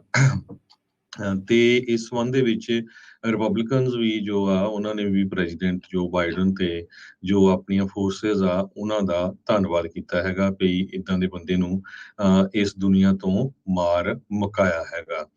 ਤੇ ਪ੍ਰੈਜ਼ੀਡੈਂਟ ਬਾਈਡਨ ਉਹਨਾਂ ਨੇ ਇਹ ਵੀ ਕਿਹਾ ਆ ਵੀ ਜਵਾਰੀ ਨੂੰ ਮਾਰਨ ਤੋਂ ਇਹ ਅਸੀਂ ਮੈਸੇਜ ਦੇਣਾ ਚਾਹੁੰਦੇ ਹਾਂ ਵੀ ਅਫਗਾਨਿਸਤਾਨ ਨੂੰ ਕਿਸੇ ਤਰ੍ਹਾਂ ਦਾ ਵੀ ਟੈਰਰਿਸਟ ਕੰਟਰੀ ਨਹੀਂ ਫੇਰ ਬਣ ਦੇਵਾਂਗੇ। ਇਹ ਨਾ ਸੋਚੋ ਵੀ ਅਸੀਂ ਅਫਗਾਨਿਸਤਾਨ ਤੋਂ ਬਾਹਰ ਆਏ ਹਾਂ ਤੇ ਅਸੀਂ ਅਫਗਾਨਿਸਤਾਨ ਨੂੰ ਬਾਅਦ ਨਹੀਂ ਕਰ ਰਹੇ, ਪਰ ਆਉਣ ਵਾਲੇ ਦਿਨਾਂ ਦੇ ਵਿੱਚ ਜੋ ਤਾਲਿਬਾਨ ਦੇ ਰਿਲੇਸ਼ਨ ਆ ਅਮਰੀਕਾ ਦੇ ਨਾਲ, ਉਹਦੇ ਤੇ ਕਾਫੀ ਅਸਰ ਪਊਗਾ, ਕਿਉਂਕਿ ਅਮਰੀਕਾ ਦੀਆਂ ਬਹੁਤ ਸਾਰੀਆਂ ਇੰਟੈਲੀਜੈਂਸ ਏਜੰਸੀਜ਼ ਇਹ ਬਲੀਵ ਕਰਦੀਆਂ ਸੀਆਂ ਅਲ ਜਵਾਰੀ ਪਾਕਿਸਤਾਨ 'ਚ ਰਹਿੰਦਾ ਹੈ, ਜਦੋਂ ਕਿ ਇਹ ਕਾਬਲ ਦੇ ਵਿੱਚ ਬਿਲਕੁਲ ਐਨ ਜੋ ਉੱਥੇ ਦੀ ਰਾਜਧਾਨੀ ਆ ਮਿਡਲ ਦੇ ਵਿੱਚ ਇਹਦਾ ਘਰ ਸੀਗਾ। ਸੋ US ਗਵਰਨਮੈਂਟ ਆਫੀਸ਼ੀਅਲਸ ਕਾਫੀ ਲੰਮੇ ਸਮੇਂ ਤੋਂ ਇਹਦੇ ਪਿੱਛੇ ਪਏ ਹੋਏ ਸੀ, ਤੇ ਕੁਝ ਦਿਨਾਂ ਤੋਂ ਕਹਿੰਦੇ ਵੀ ਜੋ ਟੌਪ ਨੌਚ ਏਜੰਸੀਜ਼ ਆ ਉਹ ਪੂਰੀ ਤਰ੍ਹਾਂ ਕੋਆਰਡੀਨੇਟ ਕਰ ਰਹੀਆਂ ਸੀ ਕਨਫਰਮ ਕਰਕੇ ਉਹ ਆਪਣੀ ਇੱਕ ਕੁੜੀ ਦੇ ਕੋਲ ਤੇ ਹੋਰ ਬੱਚਿਆਂ ਦੇ ਨਾਲ ਇੱਥੇ ਰਹਿ ਰਿਹਾ ਸੀ ਜਦੋਂ ਉਸ ਦੇ ਉੱਤੇ ਅਟੈਕ ਕੀਤਾ। ਰੀਸੈਂਟਲੀ ਅਲ ਜਵਾਰੀ ਕਿਉਂਕਿ ਇਹਦੀਆਂ ਪਹਿਲਾਂ ਵੀ ਬਹੁਤ ਵਾਰ ਖਬਰਾਂ ਆਈਆਂ ਸੀ ਵੀ ਮਰ ਚੁੱਕਾ ਆ, 1951 ਦਾ ਬੋਰਨ ਆ, ਆਲਮੋਸਟ 71 ਸਾਲਾਂ ਦਾ, ਤੇ ਪਰ ਪਿਛਲੇ ਦਿਨਾਂ ਦੇ ਵਿੱਚ ਉਸਨੇ ਇੱਕ ਆਪਣੀ ਵੀਡੀਓ ਜਾਰੀ ਕੀਤੀ ਸੀ ਜਿਹਦੇ ਵਿੱਚ ਇੰਡੀਆ ਦੇ ਵਿੱਚ ਬੁਰਕੇ ਦੇ ਉੱਤੇ ਜਦੋਂ ਬੈਨ ਲਾਇਆ ਗਿਆ, ਇੱਕ ਇੰਡੀਆ ਦੀ ਜੋ ਮੁਸਲਮਾਨ ਲੇਡੀ ਸੀ ਉਸਨੇ ਉਹਦਾ ਵਿਰੋਧ ਕੀਤਾ ਤੇ ਉਸ ਦੀ ਇਸਨੇ ਐਪਰੀਸ਼ੀਏਸ਼ਨ ਕੀਤੀ ਸੀ। ਉਸ ਵੀਡੀਓ ਤੋਂ ਬਾਅਦ ਇਹ ਕਨਫਰਮ ਹੋ ਗਿਆ ਸੀ ਵੀ ਜੋ ਅਲ ਜਵਾਰੀ ਆ ਉਹ ਮਰਿਆ ਨਹੀਂ, ਉਹ ਜੀਂਦਾ ਹੈਗਾ। ਉਸ ਤੋਂ ਬਾਅਦ ਯੂਐਸ ਦੀਆਂ ਜੋ ਏਜੰਸੀਜ਼ ਆ ਉਹ ਪੂਰੀ ਤਰ੍ਹਾਂ ਐਕਟਿਵ ਹੋ ਗਈਆਂ। ਅਗਸਤ 31 2021 ਨੂੰ ਅਮਰੀਕਾ ਨੇ ਇੱਕ ਤਰ੍ਹਾਂ ਦੇ ਨਾਲ ਜੋ ਅਫਗਾਨਿਸਤਾਨ 'ਚ ਵਾਰ ਚੱਲ ਰਿਹਾ ਸੀ ਉਹਨੂੰ ਖਤਮ ਕਰਨ ਦੀ ਗੱਲ ਕੀਤੀ ਸੀ ਤੇ ਆਪਣੀਆਂ ਸਾਰੀਆਂ ਮਿਲਟਰੀ ਦੀਆਂ ਫੋਰਸਿਸ ਤੇ ਐਸੈਟਸ ਨੂੰ ਉੱਥੋਂ ਮੂਵ ਕਰ ਲਿਆ ਸੀ। ਜੀ, ਬਿਲਕੁਲ। ਸੋ ਅਲ ਜਵਾਰੀ ਨੂੰ ਜਿਹੜਾ ਮਾਰਨਾ, ਜਿੱਦਾਂ ਤੁਸੀਂ ਵੀ ਜ਼ਿਕਰ ਕੀਤਾ ਵੀ ਚਿਹਰਾ ਚਾਹੇ ਲਦੇਨ ਅਲ ਕਾਇਦਾ ਦਾ ਬਣਿਆ ਸੀਗਾ, ਪਰ ਕਹਿੰਦੇ ਵੀ ਮੁੱਖ ਸੂਤਰਧਾਰ ਤੇ ਜਿਹੜੇ ਬ੍ਰੇਨਸ ਇਸ ਪੂਰੇ ਅਮਰੀਕਾ ਦੇ ਉੱਤੇ ਹਮਲਾ ਕਰਨ ਦੇ ਵਿੱਚ ਅਲ ਜਵਾਰੀ ਦੀ ਬੜੀ ਅਹਿਮ ਭੂਮਿਕਾ ਜਿਹੜੀ ਉਹ ਸੀਗੀ। ਸੋ 에ਅਰ ਸਟ੍ਰਾਈਕ ਦੇ ਵਿੱਚ ਕਾਬੁਲ ਦੇ ਵਿੱਚ ਇਸ ਨੂੰ ਮਾਰ ਦਿੱਤਾ ਗਿਆ ਆ। ਸੋ ਬਾਈਡਨ ਹੋਣਾ ਨੇ ਤੇ ਵਾਈਟ ਹਾਊਸ ਨੇ ਕੁਝ ਤਸਵੀਰਾਂ ਵੀ ਇਸ ਦੇ ਬਾਬਤ ਜਿਹੜੀਆਂ ਸ਼ੇਅਰ ਕੀਤੀਆਂ ਵੀ ਕਿਸ ਤਰੀਕੇ ਦੇ ਨਾਲ ਉਹ ਕਾਊਂਟਰ ਟੈਰਰਿਜ਼ਮ ਆਪਰੇਸ਼ਨ ਨੂੰ ਲੈ ਕੇ 1 ਜੁਲਾਈ ਦੀਆਂ ਜਿਹੜੀਆਂ ਤਸਵੀਰਾਂ ਆ ਵੀ ਇਸ ਅਲ ਜਵਾਰੀ ਦੇ ਉੱਤੇ ਹਮਲਾ ਕਰਨ ਨੂੰ ਲੈ ਕੇ ਉਹ ਤਿਆਰੀਆਂ ਜਿਹੜੀਆਂ ਉਹ ਕੱਸ ਰਹੇ ਸੀਗੇ। ਸੋ ਇਹ ਅਲ ਕਾਇਦਾ ਦਾ ਕਾਫੀ ਹਾਲਾਤ ਹੁਣ ਕਹਿ ਸਕਦੇ ਹਾਂ ਵੀ ਉੱਥੇ ਜਿਹੜੀ ਉਹ ਖਤਮ ਹੈਗੇ ਆ। ਸੋ ਉਹਦੀ ਥਾਂ 'ਤੇ ਹੁਣ ਜਿੱਦਾਂ ਤੁਸੀਂ ਜ਼ਿਕਰ ਕੀਤਾ ਵੀ ਤਾਲਿਬਾਨ ਉਹ ਤਾਂ ਜਿਹੜਾ ਉੱਥੇ ਮੇਨ ਆ। ਅਮਰੀਕਾ ਨੇ ਕੱਲ੍ਹ ਵੀ ਜਿਹੜਾ ਇਹੀ ਆਖਿਆ ਸੀਗਾ ਵੀ ਇਸ ਨੂੰ ਅਫਗਾਨਿਸਤਾਨ ਦੇ ਵਿੱਚ ਸ਼ਰਨ ਦੇਣ ਦੇ ਨਾਲ ਜਿਹੜਾ ਪੀਸ ਐਗਰੀਮੈਂਟ ਅਮਰੀਕਾ ਤੇ ਤਾਲਿਬਾਨ ਦੇ ਦਰਮਿਆਨ ਹੋਇਆ ਸੀ ਉਸ ਦੀ ਉਲੰਘਣਾ ਕੀਤੀ ਆ। ਤੇ ਤਾਲਿਬਾਨ ਵਾਲਿਆਂ ਨੇ ਇਹ ਬਿਆਨ ਦਿੱਤਾ ਸੀਗਾ ਵੀ ਇਸ ਤਰੀਕੇ ਦਾ ਜਿਹੜਾ ਡਰੋਨ ਹਮਲਾ ਕਰਕੇ 에ਅਰ ਸਟ੍ਰਾਈਕ ਕਰਕੇ ਪੀਸ ਐਗਰੀਮੈਂਟ ਦੀ ਜਿਹੜੀ ਉਲੰਘਣਾ ਆ ਉਹ ਅਮਰੀਕਾ ਨੇ ਜਿਹੜੀ ਉਹ ਕੀਤੀ ਆ। ਸੋ ਇਹ ਦੋ ਜਿਹੜੇ ਵੱਡੇ ਕਦਮ ਜਿਹੜੇ ਚੱਕੇ ਗਏ ਆ 2 ਦਿਨਾਂ ਦੇ ਵਿੱਚ, ਸਪੀਕਰ ਦਾ ਤਾਈਵਾਨ ਦੇ ਵਿੱਚ ਲੈਂਡ ਹੋਣਾ ਤੇ ਇਸ ਦੇ ਉੱਤੇ 에ਅਰ ਸਟ੍ਰਾਈਕ ਦੇ ਨਾਲ ਅਲ ਜਵਾਰੀ ਦੇ ਨਾਲ ਜਿਹੜਾ ਇਸ ਨੂੰ ਮਾਰ ਦੇਣਾ, ਅਮਰੀਕਾ ਆਪਣੀ ਬਾਕੀ ਮੁਲਕਾਂ ਦੇ ਵਿੱਚ ਧੌਂਸ ਜਮਾਉਣ ਦੇ ਲਈ ਕਹਿੰਦੇ ਆ ਵੀ ਉਹ ਕਹਿ ਸਕਦਾ, ਜਿੱਦਾਂ ਤੁਸੀਂ ਪਹਿਲਾਂ ਵੀ ਕਿਹਾ ਵੀ ਆਪਣੀ ਸੁਪਰ ਪਾਵਰ ਹੋਣ ਦਾ ਜਿਹੜਾ ਇੱਕ ਦਾਅਵਾ ਆ ਅਜਿਹੀਆਂ ਚੀਜ਼ਾਂ ਦੇ ਨਾਲ ਜਿਹੜਾ ਉਹ ਠੋਕ ਰਿਹਾ ਹੈਗਾ ਆ। ਸੋ ਦੇਖੋ ਅੱਗੇ ਕੀ ਬਣਦਾ ਆ, ਪਰ ਇਸ ਦੇ ਨਾਲ ਇਹ ਜਿਹੜੀ ਚੀਜ਼ ਜ਼ਰੂਰ ਹੈਗੀ ਆ ਵੀ ਹੁਣ ਮਾਹੌਲ ਦੇ ਵਿੱਚ ਥੋੜ੍ਹੀ ਜਿਹੀ ਇੱਦਾਂ ਦੀ ਜਿਹੜੀ ਸਥਿਤੀ ਰਹਿਣੀ ਆ, ਸਪਾਰਕਸ ਫਲਾਈਂਗ ਅਰਾਊਂਡ ਜਿਹਨੂੰ ਇੱਥੇ ਕਹਿੰਦੇ ਆ ਵੀ ਟੈਨਸ਼ਨਾਂ ਜਿਹੜੀਆਂ ਉਹ ਕਾਫੀ ਜ਼ਿਆਦਾ ਤਾਂ ਨੂੰ ਜਿਹੜੀਆਂ ਉਹ ਜਾਣ ਵਾਲੀਆਂ, ਖਾਸ ਕਰਕੇ ਯੂਐਸ ਤੇ ਚਾਈਨਾ ਦੇ ਜਿਹੜੇ ਸੰਬੰਧਾਂ ਨੂੰ ਲੈ ਕੇ। ਕਹਿੰਦੇ 1997 ਤੋਂ ਬਾਅਦ ਦੇ ਵਿੱਚ ਹੀ ਪਹਿਲੀ ਵਾਰੀ ਕੋਈ ਏਡੇ ਵੱਡੇ ਅਹੁਦੇਦਾਰ ਚਾਈਨਾ ਦੇ ਵਿੱਚ ਲੈਂਡ ਕੀਤੇ ਆ। ਸੋ ਅਮਰੀਕਾ ਆਪਣਾ ਡੰਡਾ ਤੇਜ਼ ਰੱਖਦਾ ਆ ਇਹ ਕਰਨ ਦੀ ਜਿਹੜੀ ਇਸ ਦੇ ਵਿੱਚ ਕੋਸ਼ਿਸ਼ ਜਿਹੜੀ ਉਹ ਕੀਤੀ ਜਾ ਰਹੀ ਆ। ਅਗਲੀ ਜਿਹੜੀ ਹਰਜੋਤ ਸਿੰਘ ਜੀ ਖਬਰ ਦੇ ਉੱਤੇ ਨਜ਼ਰ ਮਾਰਦੇ ਜਾਈਏ, ਕੱਲ੍ਹ ਵੀ ਆਪਾਂ ਜਿੱਦਾਂ ਜ਼ਿਕਰ ਕੀਤਾ ਸੀ ਯੂਕਰੇਨ ਦੇ ਪੋਰਟ ਓਡੇਸਾ ਤੋਂ ਪਹਿਲਾਂ ਜਿਹੜਾ ਗ੍ਰੇਨ ਦੀ ਜਿਹੜੀ ਸ਼ਿਪਮੈਂਟ ਆ ਉਹ ਉੱਥੋਂ ਜਿਹੜੀ ਉਹ ਨਿਕਲੀ ਹੈਗੀ ਆ। ਉੱਧਰ ਜਿਹੜੀਆਂ ਨਾਲ ਹੀ ਜਿਹੜੀਆਂ ਹਾਈ ਮਾਰਸ ਵੈਪਨਸ ਆ ਉਹ ਵੀ ਯੂਕਰੇਨ ਨੂੰ ਜਿਹੜੀਆਂ ਉਹ ਦਿੱਤੀਆਂ ਗਈਆਂ ਹੈਗੀਆਂ ਆ। ਕਹਿੰਦੇ ਵੀ 16 ਹੋਰ ਜਿਹੜੇ ਸਮੁੰਦਰੀ ਜਹਾਜ਼ ਬੇੜੇ ਆ ਉਹ ਤਿਆਰ ਨੇ ਇੱਕ ਤੋਂ ਬਾਅਦ ਇੱਕ ਜਿਹੜੇ ਉੱਥੋਂ ਗ੍ਰੇਨਸ ਦੇ ਟਨਾਂ ਦੇ ਟਨ ਜਿਹੜੇ ਗ੍ਰੇਨ ਆ ਉੱਥੋਂ ਨਿਕਲਣ ਦੇ ਲਈ। ਯੂਕਰੇਨ ਦੁਨੀਆ ਦਾ ਸਭ ਤੋਂ ਵੱਡਾ ਐਕਸਪੋਰਟਰ ਹੈਗਾ ਆ ਵੀਟ ਦਾ ਵੀ, ਕੋਰਨ ਦਾ ਵੀ ਤੇ ਸਨਫਲਾਵਰ ਆਇਲ ਜਿਹੜਾ ਆ ਉਸ ਚੀਜ਼ ਨੂੰ ਲੈ ਕੇ। ਸੋ ਇਸ ਐਗਰੀਮੈਂਟ ਦੇ ਤਹਿਤ 22 ਮਿਲੀਅਨ ਟਨ ਜਿਹੜਾ ਗ੍ਰੇਨ ਤੇ ਐਗਰੀਕਲਚਰਲ ਗੁੱਡ ਜਿਹੜੇ ਕਿ ਬਲੈਕ ਸੀ ਦੀਆਂ ਬੰਦਰਗਾਹਾਂ ਦੇ ਉੱਤੇ ਰੁਕੇ ਖੜੇ ਪਏ ਸੀ ਕਈ ਮਹੀਨਿਆਂ ਤੋਂ ਰਸ਼ੀਅਨ ਬਲੌਕੇਡ ਦੇ ਕਰਕੇ, ਉਹਨਾਂ ਨੂੰ ਉੱਥੋਂ ਨਿਕਲਣ ਦੀ ਜਿਹੜੀ ਇਜਾਜ਼ਤ ਆ ਉਹ ਮਿਲੀ ਹੈਗੀ ਆ। ਸੋ 16 ਹੋਰ ਜਿਹੜੇ ਕਾਰਗੋ ਵੈਸਲਸ ਆ ਉਹ ਵੇਟ ਕਰ ਰਹੇ ਆ ਓਡੈਸਾ ਦੇ ਜਿਹੜੇ ਬੰਦਰਗਾਹ ਦੇ ਉੱਤੇ। ਇਹ ਰੂਸ ਦੇ ਨਾਲ ਹੀ ਜਿਹੜਾ ਇਹ ਸਮਝੌਤਾ ਹੋਇਆ ਸੀਗਾ। ਟਰਕੀ ਜਿਹੜਾ ਇਸ ਦੇ ਵਿੱਚ ਕਹਿ ਲਓ ਵੀ ਸੈਂਟਰਲ ਪਾਰਟੀ ਮਿਡਲਮੈਨ ਦੇ ਵਜੋਂ ਉਸਨੇ ਕੰਮ ਕੀਤਾ ਸੀਗਾ। ਸੋ ਡਿਫੈਂਸ ਮਿਨਿਸਟਰੀ ਜਿਹੜੀ ਟਰਕੀ ਦੀ ਆ ਉਹ ਕਹਿ ਰਹੀ ਆ ਵੀ ਯੂਕਰੇਨ ਦੇ ਪੋਰਟ ਤੋਂ ਜਿਹੜੇ ਜਲਦੀ ਹੀ ਜਿਹੜੀਆਂ ਸ਼ਿਪਸ ਆ ਉਹਨਾਂ ਦੀ ਰਵਾਨਗੀ ਜਿਹੜੀ ਹੋਊਗੀ। 22 ਜੁਲਾਈ ਨੂੰ ਇਹ ਜਿਹੜਾ ਆਪਸ ਦੇ ਵਿੱਚ ਸਮਝੌਤਾ ਹੋਇਆ ਸੀਗਾ। ਜੀ। ਅਗਲੀ ਖਬਰ ਵੱਲ ਚਲੀਏ। ਕੰਟਕੀ ਦੇ ਵਿੱਚ ਸਿਚੁਏਸ਼ਨ ਹੜ੍ਹਾਂ ਨੂੰ ਲੈ ਕੇ ਬਹੁਤ ਖਤਰਨਾਕ ਬਣੀ ਹੋਈ ਹੈਗੀ ਆ। ਕੰਟਕੀ ਦੇ ਲੋਕ ਹੁਣ ਪੁਕਾਰ ਕਰ ਰਹੇ ਆ ਵੀ ਦਵਾਈਆਂ ਦੀ ਬਹੁਤ ਜ਼ਰੂਰਤ ਆ, ਖਾਸ ਕਰਕੇ ਇਨਸੂਲਿਨ ਜੋ ਡਾਇਬੀਟਿਕ ਹੈਗੇ ਆ, ਜਾਂ ਹੋਰ ਕਿਸੇ ਤਰ੍ਹਾਂ ਦੀਆਂ ਵੀ। 37 ਲੋਕਾਂ ਦੀ ਹੁਣ ਤੱਕ ਕੰਟਕੀ ਦੇ ਵਿੱਚ ਫਲੱਡਿੰਗ ਨਾਲ ਮੌਤ ਹੋ ਚੁੱਕੀ ਆ। ਟੈਂਪਰੇਚਰ ਕਾਫੀ ਹਾਈ ਆ ਉੱਥੇ, 90 ਤੋਂ ਲੈ ਕੇ 100 ਡਿਗਰੀ ਤੱਕ ਪਹੁੰਚ ਚੁੱਕਾ। ਹਿਊਮਿਡਿਟੀ ਵੀ ਬਹੁਤ ਜ਼ਿਆਦਾ ਹੈ। ਮੀਟੀਓਰੋਲੋਜਿਸਟ ਆ ਜੋ ਦੱਸ ਰਹੇ ਹੈਗੇ ਆ।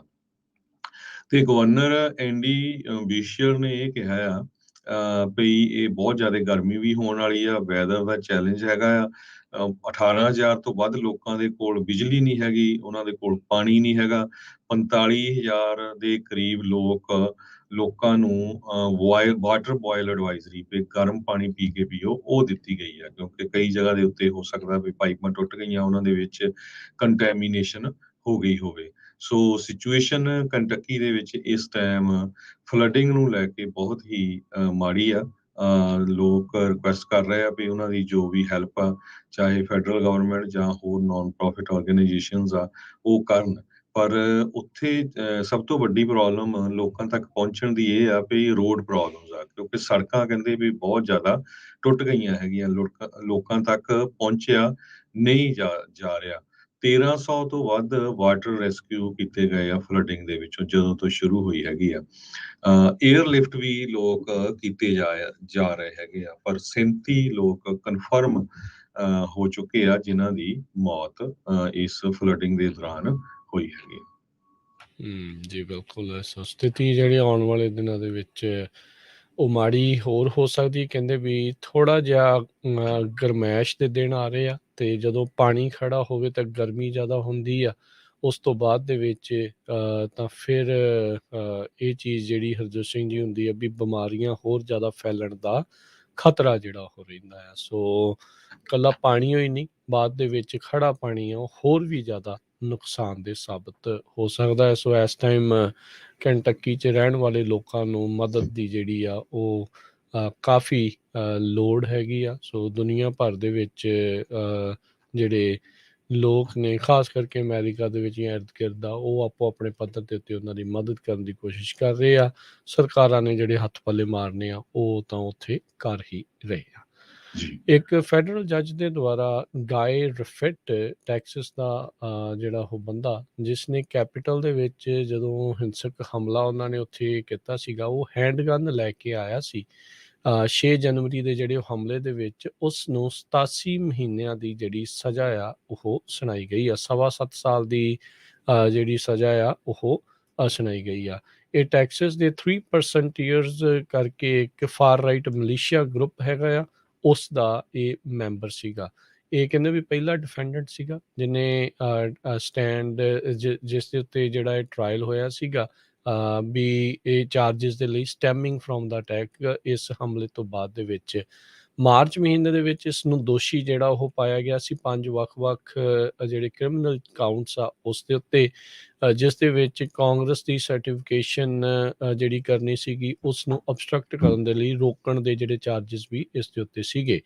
15 ਸਾਲ ਦੀ ਸਜ਼ਾ ਇਸ ਦੇ ਲਈ ਮੰਗੀ ਗਈ ਸੀ ਪ੍ਰੋਸੀਕਿਊਟਰਸ ਦੇ ਜਿਹੜੇ ਉਹ ਦੁਆਰਾ, ਅਤੇ ਜਿਨ੍ਹਾਂ ਨੇ ਇਹ ਪੱਖ ਪੇਸ਼ ਕਰਨ ਦੀ ਕੋਸ਼ਿਸ਼ ਕੀਤੀ ਆ ਵੀ ਜਿਹੜੀ ਰੈਫਿਟ ਦੇ ਐਕਸ਼ਨ ਕੀਤੇ ਆ ਉਹ ਬਹੁਤ ਜ਼ਿਆਦਾ ਘਾਤਕ ਨੇ, ਸਵੀਅਰ ਨੇ, ਇੱਕ ਹਿਸਾਬ ਦੇ ਨਾਲ ਅੱਤਵਾਦ ਦੇ ਵਾਂਗੂ ਹੀ ਜਿਹੜੇ ਉਹ ਦੇਖੇ ਜਾਣੇ ਚਾਹੀਦੇ ਆ। ਪਰ ਜਦੋਂ ਕੱਲ੍ਹ ਫੈਡਰਲ ਕੋਰਟ ਦੀ ਵਿੱਚ ਜਿਹੜੀ ਹੀਅਰਿੰਗ ਹੋਈ ਸੀ, ਜੱਜ ਡੈਬਨੀ ਫਰੈਡਰਿਚ ਉਹਨਾਂ ਨੇ ਡਿਸਐਗਰੀ ਕੀਤਾ। ਉਹਨਾਂ ਨੇ ਕਿਹਾ ਵੀ 6 ਜਨਵਰੀ ਦੇ ਕੇਸਿਸ ਦੇ ਵਿੱਚ ਜਿਹੜੇ ਪ੍ਰੋਸੀਕਿਊਟਰਸ ਆ ਉਹਨਾਂ ਨੇ ਅਜਿਹੀ ਕੋਈ ਇਨਹਾਂਸਮੈਂਟ ਪਹਿਲਾਂ ਜਿਹੜੀ ਆ ਉਹ ਨਹੀਂ ਹੋਰ ਕਿਸੇ ਨੇ ਮੰਗੀ। ਸੋ ਇਸ ਨੂੰ ਉਹਨਾਂ ਨੇ 7.25 ਸਾਲ ਦੀ ਜਿਹੜੀ ਆ ਉਹ ਸਜ਼ਾ ਜਿਹੜੀ ਉਹ ਸੁਣਾਈ ਹੈਗੀ ਆ। ਸੋ ਹੁਣ ਤੱਕ ਦੀ ਸਭ ਤੋਂ ਲੰਬੀ ਸਜ਼ਾ ਜਿਹੜੀ 6 ਜਨਵਰੀ ਦੇ ਹਮਲੇ ਤੋਂ ਬਾਅਦ ਦੇ ਵਿੱਚ ਇਸ ਬੰਦੇ ਨੂੰ ਜਿਹੜੀ ਆ ਉਹ ਸੁਣਾਈ ਗਈ ਆ। ਸੋ 3 ਸਾਲ ਦੇ ਲਈ ਕਹਿੰਦੇ ਵੀ ਇਸ ਨੂੰ ਰਿਲੀਜ਼ ਤੋਂ ਬਾਅਦ ਦੇ ਵਿੱਚ ਪ੍ਰੋਬੇਸ਼ਨ ਦੇ ਉੱਤੇ ਵੀ ਰਹਿਣਾ ਪਊਗਾ, ਅਤੇ $2,000 ਦਾ ਇਸ ਨੂੰ ਜਿਹੜਾ ਜੁਰਮਾਨਾ ਵੀ ਕੀਤਾ ਗਿਆ ਹੈਗਾ ਆ। ਸੋ ਕਹਿੰਦੇ ਵੀ ਕੋਰਟ ਦੇ ਨੂੰ ਜਦੋਂ ਇਹ ਐਡਰੈਸ ਕਰ ਰਿਹਾ ਸੀ, ਰੈਫਿਟ ਨੇ ਜਿਹੜਾ ਮੰਨਿਆ ਵੀ ਉਸ ਨੇ ਐਕਟ ਕੀਤਾ ਲਾਈਕ ਏ ਐਫ ਬਲੀਪ ਈਡੀਅਟ ਦੇ ਵਾਂਗੂ। ਤੇ ਜੋ ਉਸਨੇ 6 ਜਨਵਰੀ ਕੀਤਾ ਆ, ਤੇ ਉਹ ਆਪਣੇ ਇਹਨਾਂ ਐਕਸ਼ਨਸ ਨੂੰ ਰਿਗਰੈਟ ਜਿਹੜਾ ਆ ਉਹ ਕਰਦਾ ਹੈਗਾ ਆ। ਸੋ ਉਸਨੇ ਕਾਂਗਰਸ ਤੋਂ ਮਾਫੀ ਵੀ ਮੰਗੀ ਤੇ ਉਹਨਾਂ ਅਫਸਰਾਂ ਤੋਂ ਵੀ ਮਾਫੀ ਮੰਗੀ ਜਿਸ ਨੂੰ ਇਸਨੇ ਐਨਕਾਊਂਟਰ ਵੀ ਕੀਤਾ ਸੀ। ਉਹਨੇ ਕਿਹਾ ਵੀ ਮੈਂ ਕੁਝ ਜ਼ਿਆਦਾ ਹੀ ਉਸ ਦਿਨ ਕ੍ਰੇਜ਼ੀ ਜਿਹੜਾ ਉਹ ਹੋ ਗਿਆ ਸੀ, ਤੇ ਸਾਫ਼ ਜਿਹੜਾ ਆ ਉਹ ਨਹੀਂ ਕਲੀਅਰਲੀ ਜਿਹੜਾ ਆ ਉਹ ਨਹੀਂ ਸੋਚ ਰਿਹਾ ਸੀ। ਉਸ ਤੋਂ ਬਾਅਦ ਦੇ ਵਿੱਚ ਇਸ ਦੀਆਂ ਕੁੜੀਆਂ ਨੇ ਵੀ ਕਿਹਾ ਵੀ ਇਹਨੂੰ ਤਾਂ ਜਿਹੜੀ ਉਹ ਸਜ਼ਾ ਹੋ ਗਈ ਆ, ਪਰ ਜਿਹਦੇ ਕਰਕੇ ਇਸ ਨੂੰ ਸਜ਼ਾ ਹੋਈ ਆ ਉਹ ਰੀ-ਇਲੈਕਸ਼ਨ ਜਿਹੜੀ ਉਹ ਲੜਨ ਬਾਰੇ ਜਿਹੜਾ ਉਹ ਸੋਚ ਰਿਹਾ ਆ, ਦੁਬਾਰਾ ਪੋਲੀਟੀਕਲ ਅਹੁਦੇ ਵੱਲ ਨੂੰ ਜਿਹੜਾ ਉਹ ਜਾ ਰਿਹਾ। ਕਹਿੰਦੇ ਵੀ ਸੋ ਉਹਨਾਂ ਦਾ ਇਸ਼ਾਰਾ ਟਰੰਪ ਹੋਣਾ ਵੱਲ ਜਿਹੜਾ ਸੀਗਾ ਇਹਨਾਂ ਦੀ ਜਿਹੜੀ ਉਹ ਕੁੜੀ ਦਾ। ਹੁਣ ਦੇਖੋ ਅੱਗੇ ਜਿਹੜਾ ਉਹ ਕੀ ਜਿਹੜਾ ਉਹ ਬਣਦਾ ਆ। 19 ਸਾਲਾਂ ਦਾ ਰੈਫਿਟ ਦਾ ਜਿਹੜਾ ਮੁੰਡਾ ਜੈਕਸਨ ਸੀਗਾ, ਉਸਨੇ ਹੀ ਲਾ ਇਨਫੋਰਸਮੈਂਟ ਨੂੰ ਦੱਸਿਆ ਸੀਗਾ ਆਪਣੇ ਪਿਓ ਦੇ ਬਾਰੇ ਵੀ ਇਹਦਾ ਪਿਓ ਉਸ ਮੌਬ ਦੇ ਵਿੱਚ ਨਾਲ ਮੈਂਬਰ ਸੀਗਾ। ਸੋ ਕਹਿੰਦੇ ਵੀ ਜਦ ਉਸ ਨੇ ਆਪਣੀ ਮਾਂ ਤੇ ਆਪਣੀ ਭੈਣਾਂ ਦੇ ਨਾਲ ਨਿਊਜ਼ ਕਵਰੇਜ ਉਸ ਦਿਨ ਦੀਆਂ ਜਿਹੜੀਆਂ ਉਹ ਦੇਖਣੀਆਂ ਸ਼ੁਰੂ ਕੀਤੀਆਂ ਸੀਗੀਆਂ। ਸੋ ਪੇਟਨ ਨੇ ਜਿਹੜਾ ਆ ਉਹ ਉਸਨੇ ਟਰਨ ਇਨ ਜਿਹੜੀ ਉਹ ਕਰਨ ਦੀ ਕੋਸ਼ਿਸ਼ ਜਿਹੜੀ ਉਹ ਕੀਤੀ ਆ। ਸੋ ਨਾਲ ਹੀ ਕਹਿੰਦੇ ਬਾਅਦ 'ਚ ਉਹ ਕਹਿ ਰਿਹਾ ਸੀਗਾ ਜੇ ਕਹਿੰਦੇ ਵੀ ਜੇ ਤੂੰ ਟਰਨ ਇਨ ਕੀਤਾ ਮੈਨੂੰ ਤੇ ਤੂੰ ਟ੍ਰੇਟਰ ਹੋਊਗਾ ਤੇ ਟ੍ਰੇਟਰਸ ਗੈਟ ਸ਼ਾਟ। ਸੋ ਆਪਣੇ ਮੁੰਡੇ ਨੂੰ ਵੀ ਇੱਕ ਹਿਸਾਬ ਦੇ ਨਾਲ ਗੋਲੀ ਦੀ ਧਮਕੀ ਵੀ ਜਿਹੜੀ ਆ ਇਹ ਬੰਦੇ ਨੇ ਜਿਹੜੀ ਉਹ ਦੇ ਦਿੱਤੀ ਸੀਗੀ। ਸੋ ਹੁਣ ਤੱਕ ਦੀ ਸਭ ਤੋਂ ਲੰਮੀ ਜਿਹੜੀ ਸਜ਼ਾ ਆ 6 ਜਨਵਰੀ ਦੇ ਕੇਸ ਦੇ ਬਾਬਤ ਜਿਹੜੀ ਉਸ ਨੂੰ ਸੁਣਾਈ ਗਈ ਆ, 87 ਮਹੀਨਿਆਂ ਦੀ ਸਜ਼ਾ।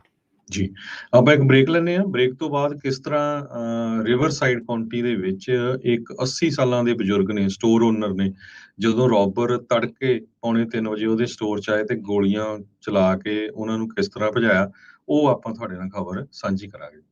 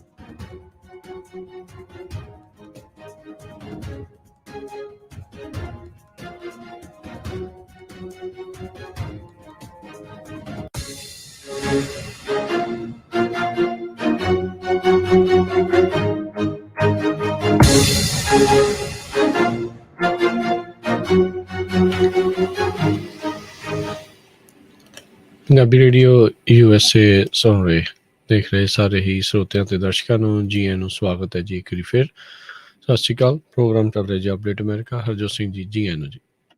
ਸਤਿ ਸ਼੍ਰੀ ਅਕਾਲ, ਧੰਨਵਾਦ, ਜੀ ਆਇਆਂ ਨੂੰ। ਅਗਲੀ ਖਬਰ ਵੱਲ ਚੱਲੀਏ। ਜਿਸ ਤਰ੍ਹਾਂ ਆਪਾਂ ਬ੍ਰੇਕ ਤੋਂ ਪਹਿਲਾਂ ਦੱਸਿਆ ਸੀ ਵੀ ਰਿਵਰਸਾਈਡ ਕਾਉਂਟੀ ਦੇ ਵਿੱਚ ਨਾਰਕੋ ਟਾਊਨ ਦੇ ਵਿੱਚ ਇੱਕ ਕਨਵੀਨੀਅੰਸ ਸਟੋਰ 'ਚ 80 ਸਾਲਾਂ ਦਾ ਬਜ਼ੁਰਗ ਜੋ ਮਾਲਕੀ ਆ ਸਟੋਰ ਦਾ, ਤੜਕੇ 2:45 ਤੇ ਕੰਮ ਕਰਦਾ ਸੀ ਤੇ ਉਸ ਨੇ ਆਪਣੇ ਸਟੋਰ ਦੇ ਕੈਮਰਿਆਂ 'ਚ ਦੇਖਿਆ ਵੀ ਬਾਹਰ ਇੱਕ BMW ਦੇ ਵਿੱਚ ਲੋਕ ਆਏ ਹੈਗੇ ਆ। ਇੱਕ ਨੇ ਜਿਹੜੀ ਗਨ ਕੱਢੀ ਆ ਤੇ ਉਹ ਜ਼ਰੂਰ ਲੁੱਟਣ ਆਊਗਾ। ਇਨ ਦਾ ਮੀਨ ਟਾਈਮ ਉਹ ਪੂਰੀ ਤਰ੍ਹਾਂ ਅੰਦਰ ਹੀ ਤਿਆਰ ਹੋ ਗਿਆ ਤੇ ਜਦੋਂ ਹੀ ਉਹ ਜੋ ਰੋਬਰ ਸੀ ਉਹ ਆਪਣੀ ਗਨ ਲੈ ਕੇ ਅੰਦਰ ਐਂਟਰ ਹੋਇਆ ਤੇ ਇਸ ਨੇ ਪਹਿਲਾਂ ਹੀ ਜੋ ਇਹਦੀ ਗਨ ਸੀ ਤਿਆਰ, ਇਸ ਨੇ ਉਹਦੇ ਗੋਲੀ ਮਾਰ ਦਿੱਤੀ ਤੇ ਉਸ ਦੇ ਗੋਲੀ ਲੱਗੀ ਵੀ ਤੇ ਉਹ ਉੱਥੋਂ ਚੀਕਾਂ ਮਾਰਦਾ ਜਿਹੜਾ ਆ ਬਾਹਰ ਦੌੜ ਗਿਆ ਤੇ ਬਾਹਰ ਹੋਰ ਜਿਹੜੇ ਨਾਲ ਉਹਦੇ 2 ਆਣੇ ਸੀ, ਉਹ ਵੀ ਉੱਥੇ ਹੀ ਰੁਕ ਗਏ।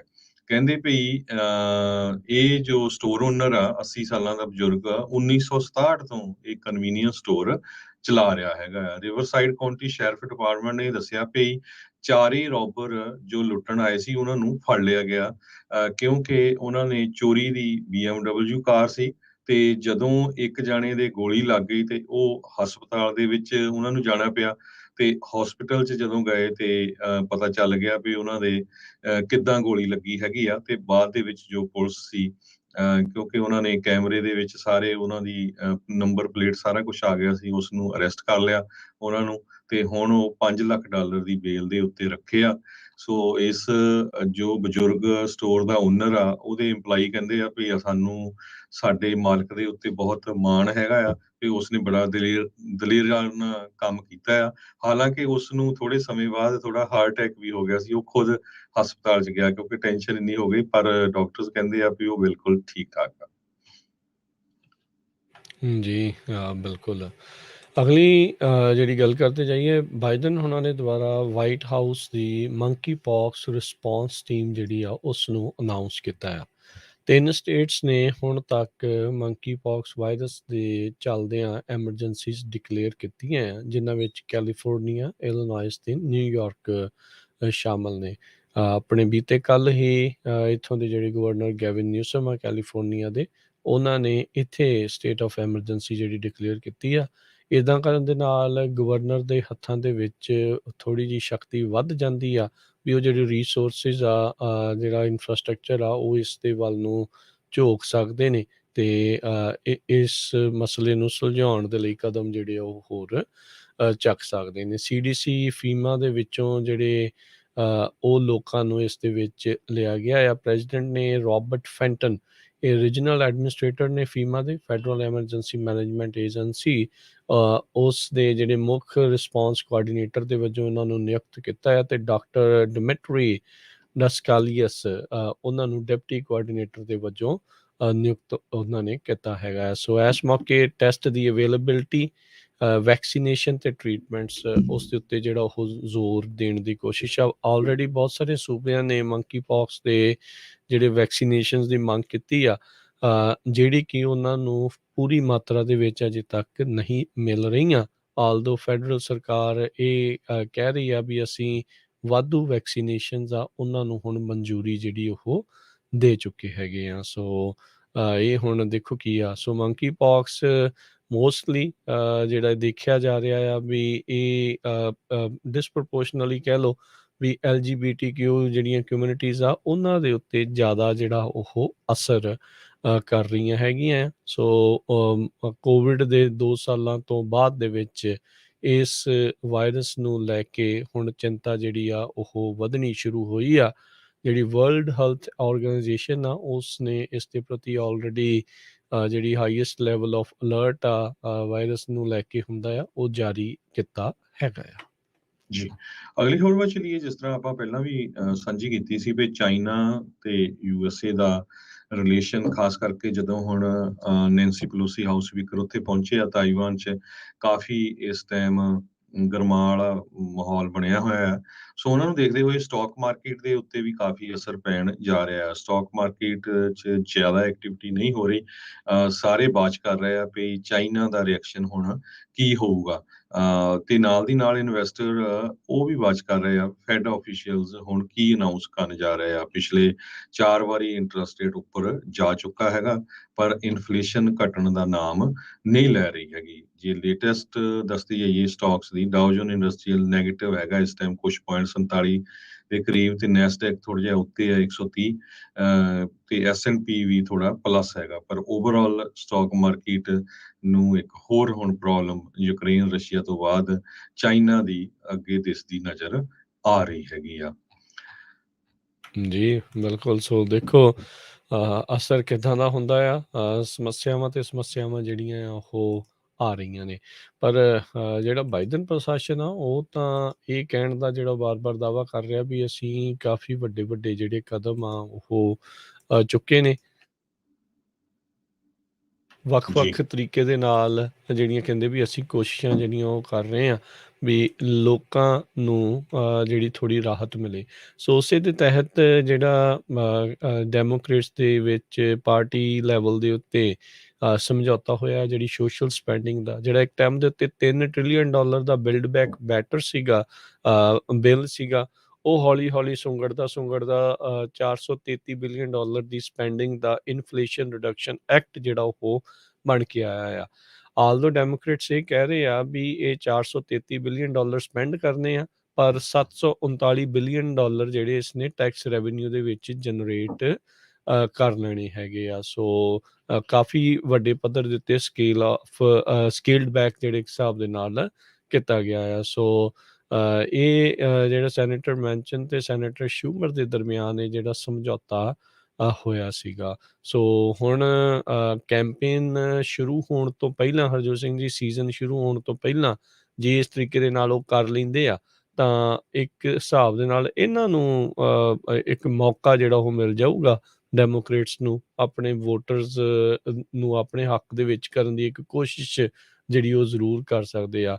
ਆਲਦੋ ਕਹਿੰਦੇ ਵੀ ਮੈਨਸ਼ਨ ਔਨ ਬੋਰਡ ਹੈਗਾ ਇਸ ਬਿੱਲ ਦੇ ਲਈ, ਪਰ ਅਜੇ ਵੀ ਇੱਕ ਹੋਰ ਵੋਟ ਪਈ ਆ ਸੈਨੇਟ ਡੈਮੋਕ੍ਰੇਟਸ ਦੇ ਵਿੱਚੋਂ, ਸੈਨੇਟਰ ਕ੍ਰਿਸਟਨ ਸਿਨੇਮਾ ਜਿਹੜੇ ਕਿ ਐਰੀਜ਼ੋਨਾ ਦੇ ਵਿੱਚ ਆ।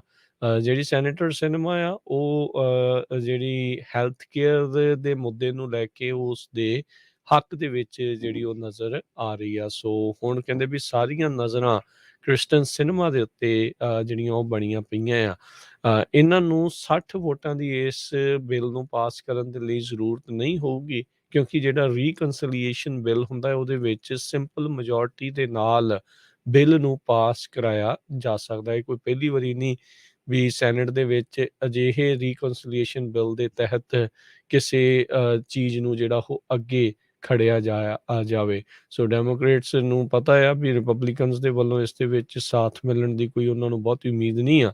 ਸੋ ਇਹ ਰਾਹ ਜਿਹੜਾ ਉਹ ਚੁਣਨ ਜਾ ਰਹੇ ਹੈਗੇ ਆ। ਜਿਹੜੀ ਮੈਕਡੋਨੋ ਆ, ਉਹਨਾਂ ਨੇ ਅਜੇ ਜਿਹੜੇ ਆਰਗੂਮੈਂਟਸ ਆ ਦੋਨਾਂ ਹੀ ਪਾਰਟੀਆਂ ਦੇ ਸੁਣਨੇ ਆ। ਇਹ ਨਾਨ ਪਾਰਟੀਜ਼ਨ ਪੋਜੀਸ਼ਨ ਹੁੰਦੀ ਹੈ ਜਿਹੜੇ ਪਾਰਲੀਮੈਂਟੇਰੀਅਨ ਹੁੰਦੇ ਨੇ। ਸੋ ਉਸ ਨੂੰ ਲੈ ਕੇ ਜਿਹੜਾ ਇੱਕ ਬਰਡ ਰੂਲ ਹੁੰਦਾ ਆ ਉਸ ਉੱਤੇ ਇਹਨਾਂ ਦੋਨਾਂ ਦੇ ਤਰਕਾਂ ਨੂੰ ਸੁਣ ਕੇ ਫਿਰ ਆਪਣੀ ਜਿਹੜੀ ਰੂਲਿੰਗ ਆ ਉਹ ਇਸ਼ੂ ਕਰਨਗੇ ਵੀ ਬਿੱਲ ਦੇ ਵਿੱਚ ਕਿਹੜੇ ਹਿੱਸੇ ਰੀਕਨਸੀਲੀਏਸ਼ਨ ਦੇ ਤਹਿਤ ਰਹਿ ਸਕਦੇ ਆ ਤੇ ਕਿਹੜੇ ਜਿਹੜੇ ਆ ਉਹ ਨਹੀਂ ਰਹਿਣਗੇ। ਕਹਿੰਦੇ ਵੀ ਕ੍ਰਿਸਟਨ ਸਿਨੇਮਾ ਜਿਹੜੀ ਆ ਉਹ ਇਸ ਬਿੱਲ ਦੇ ਉੱਤੇ ਇਸ ਹਫਤੇ ਦੇ ਅਖੀਰ ਤੱਕ ਆਪਣੇ ਸਟੈਂਡ ਨੂੰ ਜਿਹੜਾ ਉਹ ਕਲੀਅਰ ਕਰਨਗੇ। ਸੋ 49 ਵੋਟਾਂ ਹਾਲ ਦੀ ਘੜੀ ਇਹ ਜਿਹੜਾ ਇਨਫਲੇਸ਼ਨ ਰਿਡਕਸ਼ਨ ਐਕਟ ਜਿਸ ਦਾ ਨਾਮ ਦਿੱਤਾ ਹੈ ਡੈਮੋਕ੍ਰੇਟਸ ਨੇ ਉਹਨਾਂ ਦੇ ਹੱਕ ਦੇ ਵਿੱਚ ਹੈਗੀਆਂ ਆ। 50ਵੀਂ ਵੋਟ ਦੀ ਉਹਨਾਂ ਨੂੰ ਆਪਣੀ ਹੀ ਪਾਰਟੀ ਦੀ ਕ੍ਰਿਸਟਨ ਸਿਨੇਮਾ ਦੀ ਦਰਕਾਰ ਹੈਗੀ ਆ। ਤੇ ਜੋ ਇਦਾਂ ਹੁੰਦੀ ਆ ਤੇ ਫਿਰ ਸਿੰਪਲ ਮੈਜੋਰਟੀ ਦੇ ਨਾਲ ਟਾਈ ਤੋਂ ਬਾਅਦ ਚ ਜਿਹੜੀ ਵਾਈਸ ਪ੍ਰੈਜ਼ੀਡੈਂਟ ਕਮਲਾ ਹੈਰਿਸ ਇਹਨਾਂ ਦੇ ਹੱਕ 'ਚ ਵੋਟ ਪਾ ਕੇ ਇਸ ਬਿੱਲ ਨੂੰ ਅੱਗੇ ਜਿਹੜੇ ਉਹ ਤੋਰ ਸਕਦੇ ਨੇ। ਹਾਊਸ ਦੇ ਵਿੱਚ ਹਾਲ ਦੀ ਘੜੀ ਜਿਹੜੀ ਮੈਜੋਰਟੀ ਉਹ ਡੈਮੋਕ੍ਰੇਟਸ ਦੀ ਆ। ਉਸ ਦੇ ਵਿੱਚ ਪਾਸ ਹੋਣ ਤੋਂ ਬਾਅਦ ਚ ਪ੍ਰੈਜ਼ੀਡੈਂਟ ਬਾਈਡਨ ਇਸ ਦੇ ਉੱਤੇ ਸਾਈਨ ਕਰ ਸਕਦੇ। ਇਹ ਸੋਚ ਰਿਹਾ ਵੀ ਇਹ ਰਾਹ ਜਿਹੜਾ ਉਹ ਬਣ ਸਕਦਾ ਆ। ਪਰ ਇਸ ਦੇ ਵਿੱਚ ਇੱਕ ਸੈਨੇਟਰ ਕ੍ਰਿਸਟਨ ਸਿਨੇਮਾ ਦੇ ਅਜੇ ਇਹਨਾਂ ਨੂੰ ਪੂਰੇ ਸਾਥ ਦੀ ਜਿਹੜੀ ਉਹ ਜ਼ਰੂਰਤ ਆ। ਇਸ ਦੇ ਵਿੱਚ ਹੋਰ ਰਿਡਕਸ਼ਨ ਵੀ ਹੋ ਸਕਦੀ ਆ ਕਿਉਂਕਿ ਕ੍ਰਿਸਟਨ ਸਿਨੇਮਾ ਵੀ ਆਪਣੀ ਕੋਈ ਇਸ ਦੇ ਵਿੱਚ ਮੰਗ ਰੱਖ ਸਕਦੇ ਵੀ ਆਹ ਚੀਜ਼ ਕੱਢ ਲਓ ਜਾਂ ਇਸ ਦੇ ਵਿੱਚ ਉਹ ਐਡ ਕਰ ਦਿਓ। ਸੋ ਇਹ ਪ੍ਰੋਸੈਸ ਅਜੇ ਪੂਰਾ ਕਹਿ ਸਕਦੇ ਹਾਂ ਵੀ ਉਸ ਦੇ ਤੇ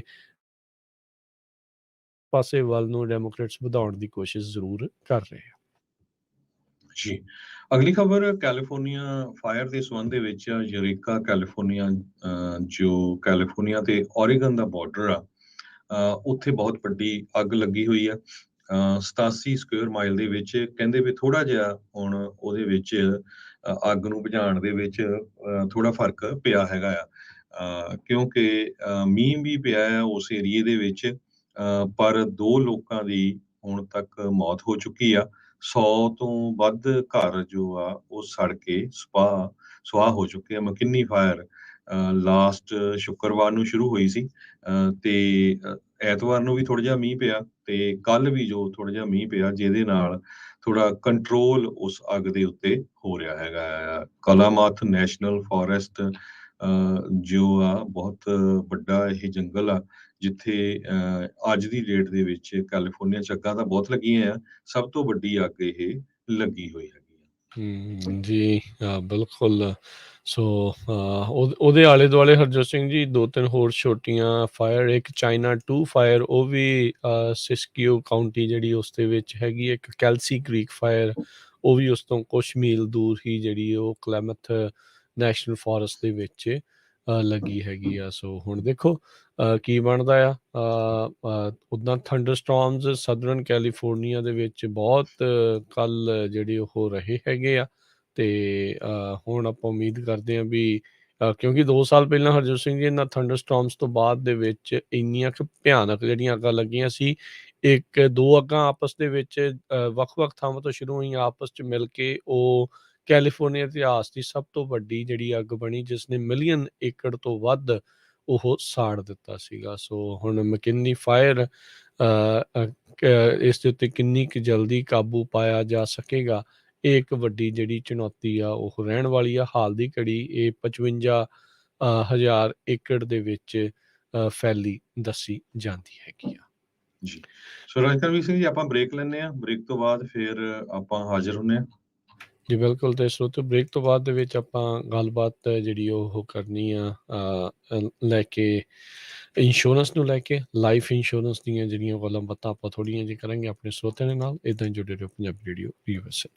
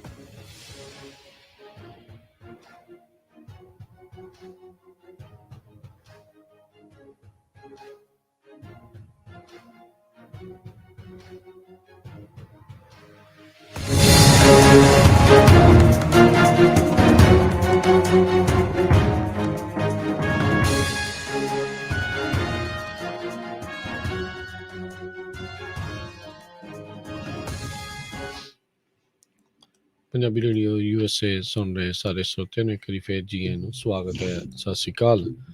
ਸੋ ਤੇ ਪ੍ਰੋਗਰਾਮ ਅਪਡੇਟ ਅਮਰੀਕਾ ਚੱਲ ਰਿਹਾ। ਹਰਜੋਤ ਸਿੰਘ ਜੀ ਸਵਾਗਤ ਹੈ, ਸਤਿ ਸ਼੍ਰੀ ਅਕਾਲ। ਸਤਿ ਸ਼੍ਰੀ ਅਕਾਲ, ਧੰਨਵਾਦ ਜੀ ਆਇਆਂ ਨੂੰ। ਤੇ ਹਰਜੋਤ ਸਿੰਘ ਜੀ, ਗੱਲਬਾਤ ਜਿਹੜੀ ਉਹ ਅੱਜ ਆਪਾਂ ਕਰਦੇ ਹਾਂ ਲਾਈਫ ਇੰਸ਼ੋਰੈਂਸ ਦੇ ਬਾਬਤ। ਸੋ ਹਰਜੋਤ ਸਿੰਘ ਜੀ ਖਾਲਸਾ ਇੰਸ਼ੋਰੈਂਸ ਏਜੰਸੀ ਦੇ ਵੱਲੋਂ ਆਪਣੇ ਨਾਲ ਗੱਲਬਾਤ ਹੁਣ ਕਰਨਗੇ। ਤੇ ਬਿਫੋਰ ਆਪਾਂ ਸ਼ੁਰੂ ਕਰੀਏ ਆਪਣੀ ਆਈਡੀ ਸ਼ੇਅਰ ਕਰ ਲਿਓ ਹਰਜੋਤ ਸਿੰਘ ਜੀ। 0F89805 ਸਾਡਾ ਕੈਲੀਫੋਰਨੀਆ ਸਟੇਟ ਦਾ ਲਾਇਸੈਂਸ ਆ, ਈਵਨ ਦੋ ਅਸੀਂ ਮੋਰ ਦੈਨ 20 ਸਟੇਟਸ ਦੇ ਵਿੱਚ ਇੰਸ਼ੋਰਡ ਹੈਗੇ ਆ। ਸੋ ਅੱਜ ਰਾਜਕਰਵੀਰ ਸਿੰਘ ਜੀ ਆਪਾਂ ਗੱਲ ਕਰਾਂਗੇ ਮਿਸ ਰਿਪਰੈਜ਼ੈਂਟੇਸ਼ਨ ਜਾਂ ਤੁਸੀਂ ਗਲਤ ਇਨਫੋਰਮੇਸ਼ਨ ਜੋ ਲਾਈਫ ਇੰਸ਼ੋਰੈਂਸ ਦੇ ਉੱਤੇ ਐਪਲੀਕੇਸ਼ਨ ਤੇ ਭਰਦੇ ਆ ਵੀ ਤੁਹਾਡੀ ਜੇ ਤੁਸੀਂ ਲਾਈਫ ਇੰਸ਼ੋਰੈਂਸ ਕਰਵਾਈ ਆ ਉਸ ਐਪਲੀਕੇਸ਼ਨ ਦੇ ਵਿੱਚ ਕਿਸੇ ਤਰ੍ਹਾਂ ਦੀ ਨੋਇੰਗਲੀ ਗਲਤ ਇਨਫੋਰਮੇਸ਼ਨ ਭਰੀ ਆ ਤੇ ਤੁਹਾਡਾ ਕਲੇਮ ਉਹ ਡਿਨਾਈ ਹੋਣਾ ਹੈਗਾ ਆ। ਸੋ ਰੀਸੈਂਟਲੀ ਸਾਨੂੰ ਕਾਲਸ ਕਾਫੀ ਆਈਆਂ ਫ੍ਰਿਜ਼ਨੋ ਤੋਂ ਤੇ ਸੈਕਰਾਮੈਂਟੋ ਏਰੀਏ ਦੇ ਵਿੱਚੋਂ। ਕੁਝ ਇੰਸ਼ੋਰੈਂਸ ਏਜੰਟ ਵੀ, ਕੁਝ ਲੋਕ ਵੀ ਨੋਇੰਗਲੀ ਇਮੀਗ੍ਰੇਸ਼ਨ ਸਟੇਟਸ ਨੂੰ ਲੈ ਕੇ ਲਾਈਫ ਇੰਸ਼ੋਰੈਂਸ ਦੀਆਂ ਐਪਲੀਕੇਸ਼ਨਾਂ 'ਚ ਗਲਤ ਇਨਫੋਰਮੇਸ਼ਨ ਭਰ ਰਹੇ ਆ ਤੇ ਕਈ ਵਾਰ ਕਸਟਮਰ ਨੂੰ ਪਤਾ ਨਹੀਂ ਹੁੰਦਾ। ਇੱਥੇ ਕਲੀਅਰ ਕਰਦੇ ਜਾਈਏ ਵੀ ਬਹੁਤ ਸਾਰੀਆਂ majority of the life insurance ਕੰਪਨੀਆਂ, ਜੇ ਤੁਹਾਡੇ ਕੋਲ ਗ੍ਰੀਨ ਕਾਰਡ ਆ ਜਾਂ ਤੁਸੀਂ ਸਿਟੀਜ਼ਨ ਆ, ਉਹ ਤੁਹਾਨੂੰ ਲਾਈਫ ਇੰਸ਼ੋਰੈਂਸ ਲਿਖਦੀਆਂ ਆ। ਬਹੁਤ ਘੱਟ ਲਾਈਫ ਇੰਸ਼ੋਰੈਂਸ ਕੰਪਨੀਆਂ ਹੈਗੀਆਂ ਜਿਹੜੀਆਂ ਜੇ ਤੁਸੀਂ ਵਰਕ ਪਰਮਿਟ, ਪੋਲੀਟੀਕਲ ਅਸਾਈਲਮ ਤੇ ਆ, ਜੇ ਤੁਹਾਡਾ ਗ੍ਰੀਨ ਕਾਰਡ ਨਹੀਂ ਹੋਇਆ ਤਾਂ ਉਹ ਲਿਖਦੀਆਂ ਆ। ਉਹਦੇ 'ਚ ਤੁਹਾਡੀ ਫੁੱਲ ਮੈਡੀਕਲ ਐਗਜ਼ਾਮ ਹੁੰਦਾ ਆ। ਕਿਉਂਕਿ ਜਦੋਂ ਤੱਕ ਤੁਸੀਂ ਪਰਮਾਨੈਂਟ ਰੈਜ਼ੀਡੈਂਟ ਨਹੀਂ ਬਣੇ, ਲਾਈਫ ਇੰਸ਼ੋਰੈਂਸ ਕੰਪਨੀਆਂ ਉਹ ਰਿਸਕ ਜਿਹੜਾ ਆ ਉਹ ਕਹਿੰਦੇ ਵੀ ਹਾਈ ਰਿਸਕ ਹੈਗਾ ਆ। ਹੋ ਸਕਦਾ ਵੀ ਕੋਈ ਬੰਦਾ ਪੋਲੀਟੀਕਲ ਅਸਾਈਲਮ ਤੇ ਆ, ਤੁਸੀਂ ਲਾਈਫ ਇੰਸ਼ੋਰੈਂਸ ਲੈ ਲਈ ਆ, ਕੱਲ ਨੂੰ ਤੁਹਾਡਾ ਡਿਨਾਈ ਹੋ ਗਿਆ, ਤੁਸੀਂ ਵਾਪਸ ਇੰਡੀਆ ਜਾਓਗੇ ਜਾਂ ਹੋਰ ਜਿਹੜੇ ਵੀ ਮੁਲਕ ਦੇ ਆ ਤੇ ਉਹ ਤੁਹਾਡੀ ਲਾਈਫ ਇੰਸ਼ੋਰੈਂਸ ਚੱਲਦੀ ਆ। ਤੇ ਕਈ ਮੁਲਕ ਜਿਹੜੇ ਆ ਉਹ ਲਾਈਫ ਇੰਸ਼ੋਰੈਂਸ ਕੰਪਨੀ ਦੇ ਮੁਤਾਬਕ ਬਹੁਤ ਜ਼ਿਆਦਾ ਰਿਸਕੀ ਆ, ਜਿਨ੍ਹਾਂ 'ਚ ਕਈ ਪਾਕਿਸਤਾਨ ਵੀ, ਹੋਰ ਇੰਡੀਆ ਦੇ ਵੀ ਕਈ ਏਰੀਏਜ਼ ਹੈਗੇ ਆ। ਸੋ ਇਹ ਸਾਨੂੰ ਵੀ ਪਤਾ ਚੱਲਿਆ ਹੈਗਾ, ਕਾਲਸ ਵੀ ਕੁਝ ਕਸਟਮਰਸ ਦੀਆਂ ਵੀ ਆਈਆਂ, ਲੋਕਾਂ ਦੀਆਂ ਵੀ ਆਈਆਂ ਵੀ ਇਸ ਤਰ੍ਹਾਂ ਹੋ ਰਿਹਾ। ਸੋ ਪਹਿਲੀ ਗੱਲ ਤਾਂ ਇਹ ਆ ਵੀ ਜਿੰਨੇ ਵੀ ਸਰੋਤੇ ਸਾਡੇ ਸੁਣ ਰਹੇ ਆ, ਤੁਸੀਂ ਕਦੇ ਵੀ ਆਪਣੀ ਜਿਹੜੀ ਲਾਈਫ ਇੰਸ਼ੋਰੈਂਸ ਕਰਾਈ ਆ ਨਾ, ਉਹਦੀ ਐਪਲੀਕੇਸ਼ਨ ਜ਼ਰੂਰ ਚੈੱਕ ਕਰੋ। ਕਿਉਂਕਿ ਪਹਿਲਾਂ ਤਾਂ ਇਹੀ ਹੁੰਦਾ ਸੀ, ਮੈਨੂੰ ਬਹੁਤ ਸਾਲ ਹੋ ਗਏ, 32 ਸਾਲ ਕੰਮ ਕਰਦੇ ਨੂੰ। ਲਾਈਫ ਇੰਸ਼ੋਰੈਂਸ ਤੁਹਾਡੀ ਐਪਲੀਕੇਸ਼ਨ ਫਿਲ ਆਊਟ ਹੁੰਦੀ ਸੀ ਜਾਂ ਕੰਪਿਊਟਰ ਤੇ ਪ੍ਰਿੰਟ ਆਊਟ ਹੁੰਦੀ ਸੀ, ਸਾਈਨ ਕਰਦੇ ਸੀ। ਅੱਜ ਕੱਲ੍ਹ ਬਹੁਤ ਸਾਰੀਆਂ ਆਨਲਾਈਨ ਹੈਗੀਆਂ। ਤੁਸੀਂ ਇੰਸ਼ੋਰੈਂਸ ਏਜੰਟ ਨੂੰ ਯਕੀਨ ਕਰ ਲੈਂਦੇ ਆ ਵੀ ਭਾਈ ਜੋ ਵੀ ਇਨਫੋਰਮੇਸ਼ਨ ਭਰ ਰਿਹਾ ਉਹ ਸਹੀ ਹੈਗਾ ਆ। ਪਰ ਹੋਣਾ ਕੀ ਆ, ਅਨਫੋਰਚੂਨੇਟਲੀ ਜੇ ਕੱਲ ਨੂੰ ਕਿਸੇ ਦੀ ਡੈਥ ਹੋ ਜਾਂਦੀ ਆ, ਕਲੇਮ ਹੋ ਜਾਂਦਾ, ਤੇ ਉਸ ਟਾਈਮ ਦੇ ਉੱਤੇ ਤੁਸੀਂ ਇਹ ਨਾ ਸੋਚੋ ਵੀ ਜੇ ਤੁਸੀਂ $30-35 ਮੰਥਲੀ ਦੇ ਰਹੇ ਆ, ਮੇਬੀ 500,000 ਦੀ ਟਰਮ ਇੰਸ਼ੋਰੈਂਸ ਦੇ ਤੇ ਤੁਹਾਡਾ ਕਲੇਮ ਹੋ ਗਿਆ ਤੇ ਲਾਈਫ ਇੰਸ਼ੋਰੈਂਸ ਕੰਪਨੀ ਨੇ ਇੱਕਦਮ ਚੈੱਕ ਲਿਖ ਦੇਣਾ। ਉਹਨੀ ਸਾਰੀ ਇਨਫੋਰਮੇਸ਼ਨ ਵੈਰੀਫਾਈ ਕਰਨੀ ਆ। ਇੱਕ ਤਾਂ ਕੰਟੈਸਟੇਬਲ ਪੀਰੀਅਡ ਹੁੰਦਾ ਆ ਵੀ 2 ਸਾਲਾਂ ਦਾ, ਜਿਹਦੇ ਵਿੱਚ ਜੇ ਕੋਈ ਇਨਫੋਰਮੇਸ਼ਨ ਬੰਦੇ ਦੀ ਡੈਥ ਹੋ ਜਾਂਦੀ, ਉਹ ਸਾਰਾ ਕੁਝ ਚੈੱਕ ਕਰਦੇ ਆ। ਉਹ ਹੈਲਥ ਇਸ਼ੂਜ਼ ਨੂੰ ਲੈ ਕੇ ਜਾਂ ਹੋਰ ਜਿਹੜੇ ਇਦਾਂ ਦੇ ਇਸ਼ੂਜ਼ ਆ ਉਹ ਹੁੰਦੇ ਹੈਗੇ ਆ। ਪਰ ਜੀ ਜੇ ਤੁਸੀਂ ਇਮੀਗ੍ਰੇਸ਼ਨ ਦੇ ਮਾਮਲੇ ਦੇ ਵਿੱਚ ਝੂਠ ਬੋਲਿਆ ਤੇ ਉਹ ਕਦੇ ਵੀ ਤੁਹਾਡੀ ਐਪਲੀਕੇਸ਼ਨ ਦੇ ਵਿੱਚ ਉਹ ਚੈੱਕ ਹੋ ਜਾਣਾ ਆ। ਸੋ ਜਿੰਨੇ ਵੀ ਸਾਡੇ ਸਰੋਤੇ ਆ, ਮੇਰੀ ਉਹਨਾਂ ਨੂੰ ਬੇਨਤੀ ਆ, ਜਿਨ੍ਹਾਂ ਨੇ ਵੀ ਲਾਈਫ ਇੰਸ਼ੋਰੈਂਸ ਕਰਾਈ ਆ, ਕਿਸੇ ਵੀ ਕੰਪਨੀ ਤੋਂ ਕਰਵਾਈ ਹੈਗੀ ਆ, ਪਲੀਜ਼ ਮੇਕ ਸ਼ੋਰ ਕਰੋ, ਕਿਉਂਕਿ ਤੁਹਾਨੂੰ ਜਿਹੜੀ ਆ ਉਹ ਲਾਈਫ ਦੀ ਪਾਲਿਸੀ ਆਉਂਦੀ ਹੈਗੀ ਆ, ਚਾਹੇ ਮੇਲ 'ਚ ਆਵੇ ਜਾਂ ਈਮੇਲ 'ਚ ਆਵੇ। ਜਿਹੜੀ ਵੀ ਕੰਪਨੀ ਦੀ ਲਾਈਫ ਇੰਸ਼ੋਰੈਂਸ ਹੁੰਦੀ ਆ, ਉਹਦੀ ਪਹਿਲਾਂ ਪਾਲਿਸੀ ਤੇ ਉਹਦੇ ਐਂਡ ਦੇ ਉੱਤੇ ਤੁਹਾਡੀ ਐਪਲੀਕੇਸ਼ਨ ਹੁੰਦੀ ਆ। ਐਪਲੀਕੇਸ਼ਨ ਦੇ ਵਿੱਚ ਜਿੰਨੇ ਵੀ ਤੁਹਾਡੇ ਕੁਐਸਚਨ ਆ, ਹਰ ਇੱਕ ਉਹ ਉਹਦੇ ਤੇ ਲਿਖਿਆ ਹੁੰਦਾ। ਸੋ ਇਹ ਮੇਕ ਸ਼ੋਰ ਕਰ ਲਓ ਵੀ ਤੁਸੀਂ ਜਦੋਂ ਐਪਲੀਕੇਸ਼ਨ ਭਰੀ ਆ, ਭਈ ਉਹਦੇ ਵਿੱਚ ਤੁਹਾਡਾ ਇਮੀਗ੍ਰੇਸ਼ਨ ਸਟੇਟਸ ਕੀ ਲਿਖਿਆ ਆ। ਕਿਉਂਕਿ ਜੇ ਤੁਸੀਂ ਵਰਕ ਪਰਮਿਟ ਤੇ ਆ ਤੇ ਤੁਹਾਡਾ ਸਿਟੀਜ਼ਨ ਲਿਖਿਆ ਆ, ਤੇ ਉਹ ਨੈਚੁਰਲੀ ਤੁਹਾਡੀ ਜਿਹੜੀ ਕੱਲ ਨੂੰ ਕੋਈ ਕਲੇਮ ਹੋਣਾ ਉਹ ਡਿਨਾਈ ਹੋਣਾ ਆ। ਪਲੱਸ ਉਹ ਫਰਾਡ ਹੈਗਾ, ਕ੍ਰਿਮੀਨਲ ਚਾਰजेस ਤੁਹਾਡੇ ਤੇ ਲੱਗ ਸਕਦੇ ਆ ਜੇ ਤੁਸੀਂ ਕਿਸੇ ਵੀ ਇੰਸ਼ੋਰੈਂਸ ਐਪਲੀਕੇਸ਼ਨ ਦੇ ਉੱਤੇ ਗਲਤ ਇਨਫੋਰਮੇਸ਼ਨ ਭਰਦੇ ਹੈਗੇ ਆ। ਤੇ ਕੱਲ ਨੂੰ ਜੇ ਇੰਸ਼ੋਰੈਂਸ ਕੰਪਨੀ ਚੈੱਕ ਕਰ ਲੈਂਦੀ ਆ, ਉਹ ਇੱਕ ਮੈਡੀਕਲ ਇਨਫੋਰਮੇਸ਼ਨ ਬਿਊਰੋ ਦਾ ਰੈਕਡ ਹੁੰਦਾ, ਉਹ ਤੁਹਾਡੀ ਇੰਸ਼ੋਰੈਂਸ ਡਿਨਾਈ ਵੀ ਕਰੂਗੇ ਤੇ ਉਹ ਰੈਕਡ 'ਚ ਵੀ ਪਾ ਦਿੰਦੇ ਆ। ਹੂੰ ਇੱਕ ਦੋ ਕੇਸ ਮੇਰੇ ਕੋਲ ਇਦਾਂ ਦੇ ਆਏ ਆ, ਤੇ ਉਹ ਜਦੋਂ ਇੱਕ ਵਾਰੀ ਇੱਕ ਇੰਸ਼ੋਰੈਂਸ ਕੰਪਨੀ ਪਾ ਦੇ, ਫਿਰ ਤੁਹਾਡੀ ਕਦੇ ਵੀ ਇੰਸ਼ੋਰੈਂਸ ਉਹ ਹੁੰਦੀ ਨਹੀਂ ਹੈਗੀ। ਜੀ ਸੋ ਬਿਲਕੁਲ ਜਦੋਂ ਵੀ ਕਿਸੇ ਨੇ ਇੱਦਾਂ ਲਾਈਫ ਇੰਸ਼ੋਰੈਂਸ ਦੀ ਐਪਲੀਕੇਸ਼ਨ ਭਰਨੀ ਹੈ ਜਾਂ ਕਿਸੇ ਵੀ ਹੋਰ ਐਪਲੀਕੇਸ਼ਨ ਜਿਹੜੀ ਆ ਉਹ ਭਰਨੀ ਆ, ਤਾਂ ਉਸ ਦੇ ਵਿੱਚ ਸੱਚ ਜਿਹੜਾ ਉਹ ਬੋਲ ਕੇ ਜਿਹੜਾ ਉਹ ਕਰੋ, ਕਿਉਂਕਿ ਡਾਊਨ ਦਾ ਲਾਈਨ ਫਿਰ ਤੁਹਾਨੂੰ ਹੀ ਜਿਹੜੀ ਉਹ ਪ੍ਰੋਬਲਮ ਨਹੀਂ ਆਊਗੀ। ਅਦਰਵਾਈਜ਼ ਫਿਰ ਆਪਾਂ ਨੂੰ ਪਤਾ ਆ ਵੀ ਸਮੱਸਿਆਵਾਂ ਜਿਹੜੀਆਂ ਉਹ ਵੱਧ ਆਉਂਦੀਆਂ ਅਤੇ ਉਹਦੇ ਨਾਲ ਫਿਰ ਪ੍ਰੋਬਲਮ ਆਉਂਦੀ ਆ, ਅਤੇ ਲੋੜ ਪੈਣ ਦੇ ਉੱਤੇ ਬੰਦਾ ਬਾਅਦ ਦੇ ਵਿੱਚ ਡਾਲਰ ਵੀ ਦਿੰਦਾ ਰਹੇ ਜਾਂ ਹੋਰ ਕੁਛ ਹੋਵੇ, ਕਿਤੇ ਬਾਅਦ 'ਚ ਲੋੜ ਪੈਂਦੀ ਆ ਜਾਂ ਅਣਸੁਖਾਵੀ ਘਟਨਾ ਵਾਪਰਨ ਤੋਂ ਬਾਅਦ ਦੇ ਵਿੱਚ ਉਹ ਰਿਜੈਕਟ ਹੋ ਜਾਂਦੀ ਆ, ਤੇ ਫਿਰ ਉਹਦਾ ਫਾਇਦਾ ਵੀ ਜੀ ਕਿਸੇ ਨੂੰ ਵੀ ਜਿਹੜਾ ਉਹ ਜੀ, ਹੋ ਨਹੀਂ ਸਕਦਾ ਤੁਸੀਂ ਹੋਊਗਾ। 3-4 ਸਾਲ ਪ੍ਰੀਮੀਅਮ ਦੇਈ ਜਾਂਦੇ ਆ, ਮੁੜ ਕੇ ਕਲੇਮ ਹੋ ਗਿਆ, ਉਹਨੇ ਵੈਰੀਫਾਈ ਕੀਤਾ ਵੀ ਬੰਦਾ ਸਿਟੀਜ਼ਨ ਲਿਖਿਆ ਸੀ, ਹਾਲਾਂਕਿ ਬੰਦੇ ਕੋਲ ਵਰਕ ਪਰਮਿਟ ਆ, ਤੇ ਉਹ ਬਲੈਂਕ ਪੂਰਾ ਤੁਹਾਡਾ ਕਲੇਮ ਆ ਉਹ ਡਿਨਾਈ ਕਰਨਗੇ। ਤੇ ਬੰਦੇ ਜਾਂ ਪਿੱਛੇ ਜਿਹੜੀ ਪਰਿਵਾਰ ਆ ਜਿਨ੍ਹਾਂ ਕਰਕੇ ਤੁਸੀਂ ਲਾਈਫ ਇੰਸ਼ੋਰੈਂਸ ਕਰਾਈ ਆ, ਵੀ ਕੱਲ ਨੂੰ ਮੈਨੂੰ ਕੁਛ ਨਾ ਹੋ ਜਾਏ, ਤੇ ਉਹ ਘੱਟੋ ਘੱਟ ਕਵਰ ਹੋਣ, ਤੇ ਫਿਰ ਉਹਨਾਂ ਨੂੰ ਕੁਛ ਮਿਲਣਾ ਵੀ ਨਹੀਂ। ਸੋ ਪਲੀਜ਼ ਜਿੰਨੇ ਵੀ ਸਰੋਤੇ ਹੈਗੇ, ਸੋ 2 ਚੀਜ਼ਾਂ ਜ਼ਰੂਰ ਤੁਸੀਂ ਚੈੱਕ ਕਰੋ। ਇਹ ਆਪਣੀ ਲਾਈਫ ਇੰਸ਼ੋਰੈਂਸ ਪਾਲਿਸੀ, ਕਈ ਵਾਰੀ ਕਾਲਸ ਆਉਂਦੀਆਂ, ਪਤਾ ਹੀ ਨਹੀਂ ਹੁੰਦਾ ਕੰਪਨੀ ਕਿਹੜੀ ਆ, ਪਾਲਿਸੀ ਨੰਬਰ ਕੀ ਆ। ਇਹ ਕੋਈ ਐਡਾ ਔਖਾ ਕੰਮ ਨਹੀਂ ਹੈ। ਚਾਹੇ ਤੁਸੀਂ 20 ਸਾਲ ਪਹਿਲਾਂ ਦੀ ਇੰਸ਼ੋਰੈਂਸ ਲਈ ਹੈਗੀ ਆ, ਤੁਸੀਂ ਆਪਣੀ ਇੰਸ਼ੋਰੈਂਸ ਕੰਪਨੀ ਤੁਹਾਡੇ ਮੰਥਲੀ ਉਹਨਾਂ ਨੂੰ ਪੇਮੈਂਟ ਜਾਂਦੀ ਆ, ਉਹਨਾਂ ਨੂੰ ਕਾਲ ਕਰੋ ਵੀ ਮੈਨੂੰ ਆਪਣੀ ਪਾਲਿਸੀ ਦੀ ਕਾਪੀ ਭੇਜੋ। ਉਹ ਤੁਹਾਨੂੰ ਪਾਲਿਸੀ ਦੀ ਕਾਪੀ ਭੇਜ ਦੋਗੇ, ਨਾਲ ਹੀ ਤੁਹਾਡੀ ਜਿਹੜੀ ਆ ਐਪਲੀਕੇਸ਼ਨ ਉਹ ਅਟੈਚ ਹੁੰਦੀ ਆ। ਸੋ ਇੱਕ ਤਾਂ ਇਹ ਮੇਕ ਸ਼ੋਰ ਕਰੋ ਵੀ ਸਾਰਾ ਕੁਝ ਤੁਹਾਡਾ ਐਪਲੀਕੇਸ਼ਨ ਦੇ ਵਿੱਚ ਸਹੀ ਆ। ਜੇ ਗਲਤ ਹੈਗਾ ਤੇ ਉਹਨੂੰ ਅਪਡੇਟ ਕਰੋ, ਕਿਉਂਕਿ ਬਹੁਤ ਸਾਰੀਆਂ ਕੰਪਨੀਆਂ ਜੋ ਵਰਕ ਪਰਮਿਟ ਵਾਲੇ ਉਹਨਾਂ ਨੂੰ ਕਰਦੀਆਂ ਨਹੀਂ ਹੈਗੀਆਂ, ਕਿਉਂਕਿ ਜੋ ਗ੍ਰੀਨ ਕਾਰਡ ਜਾਂ ਸਿਟੀਜ਼ਨ ਉਹਨਾਂ ਦੇ ਪ੍ਰੈਫਰਡ ਰੇਟ ਹੁੰਦੇ ਹੈਗੇ ਆ।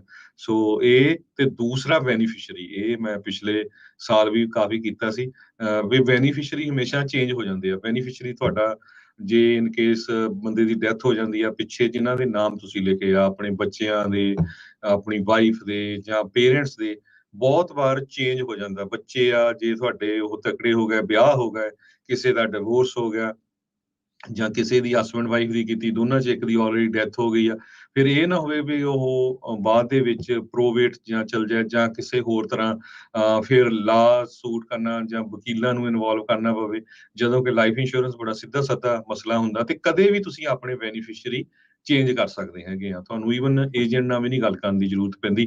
ਤੁਸੀਂ ਜਿਹੜੀ ਵੀ ਇੰਸ਼ੋਰੈਂਸ ਕੰਪਨੀ ਤੋਂ ਲਾਈਫ ਇੰਸ਼ੋਰੈਂਸ ਕਰਾਈ ਆ, ਉਹਨਾਂ ਨੂੰ ਕਾਲ ਕਰੋ, ਉਹ ਤੁਹਾਨੂੰ ਇੱਕ ਫਾਰਮ ਈਮੇਲ ਕਰ ਦੋਗੇ, ਤੁਸੀਂ ਭਰ ਕੇ ਭੇਜ ਦਿਓ, ਤੇ ਉਹ ਬਿਲਕੁਲ ਤੁਹਾਡੇ ਜਿਹੜੇ ਬੈਨੀਫਿਸ਼ਰੀ ਆ ਉਹ ਅਪਡੇਟ ਹੋ ਜੂਗੇ। ਸੋ ਇਹ 2 ਚੀਜ਼ਾਂ ਜ਼ਰੂਰ ਲਾਈਫ ਇੰਸ਼ੋਰੈਂਸ ਚਾਹੇ ਤੁਸੀਂ ਪਹਿਲਾਂ ਦੀ ਵੀ ਕਰਾਈ ਆ, ਉਹਨਾਂ ਦੇ ਉੱਤੇ ਧਿਆਨ ਰੱਖੋ। ਤੇ ਇਹ ਸਾਰੇ ਜਣੇ ਆਪਣੀਆਂ ਜੋ ਪਾਲਿਸੀਜ਼ ਹੈਗੀਆਂ ਚੈੱਕ ਕਰੋ, ਪੂਰਾ ਰੈਕਡ ਇੱਕ ਜਗ੍ਹਾ ਬਣਾ ਕੇ ਜ਼ਰੂਰ ਰੱਖੋ, ਕੱਲ ਨੂੰ ਕਿਤੇ ਜ਼ਰੂਰਤ ਪੈ ਜਾਏ, ਕਿਉਂਕਿ ਆਪਾਂ ਪੰਜਾਬੀ ਆ, ਥੋੜੇ ਪੇਪਰ ਵਰਕ ਸਾਂਭਣ ਦੇ ਵਿੱਚ ਬਹੁਤ ਘੋਲ ਕਰ ਜਾਂਦੇ ਹੈਗੇ ਆ। ਤੇ ਜੀ ਜੇ ਤੁਹਾਨੂੰ ਕੋਈ ਲਾਈਫ ਇੰਸ਼ੋਰੈਂਸ ਲਈ ਕੁਐਸਚਨ ਹੋਇਆ, ਤੁਸੀਂ ਖਾਲਸਾ ਇੰਸ਼ੋਰੈਂਸ ਏਜੰਸੀ ਕਦੇ ਵੀ ਕਾਲ ਕਰ ਸਕਦੇ ਹੋ। ਜੋ ਆਪਾਂ ਅੱਜ ਟੌਪਿਕ ਲੈ ਕੇ ਆਏ ਆ, ਸੋ ਮੈਂ ਕੰਪਨੀ ਦਾ ਨਾਮ ਜਾਂ ਤਾਂ ਨਹੀਂ ਦੱਸਿਆ ਵੀ ਕਿਹਦੇ ਥਰੂ ਜ਼ਿਆਦਾ ਕਰ ਰਹੇ ਇਸ ਤਰ੍ਹਾਂ, ਪਰ ਤੁਸੀਂ ਕਾਲ ਕਰ ਲਿਓ, ਫਿਰ ਤੁਹਾਨੂੰ ਦੱਸ ਸਕਦੇ ਹਾਂ। ਸਾਡਾ ਟੈਲੀਫੋਨ ਨੰਬਰ ਹੈਗਾ 408 272 2500 4082722500। ਜੀ, ਸੋ ਇਸ ਨੰਬਰ ਦੇ ਉੱਤੇ ਕਾਲ ਕਰੋ।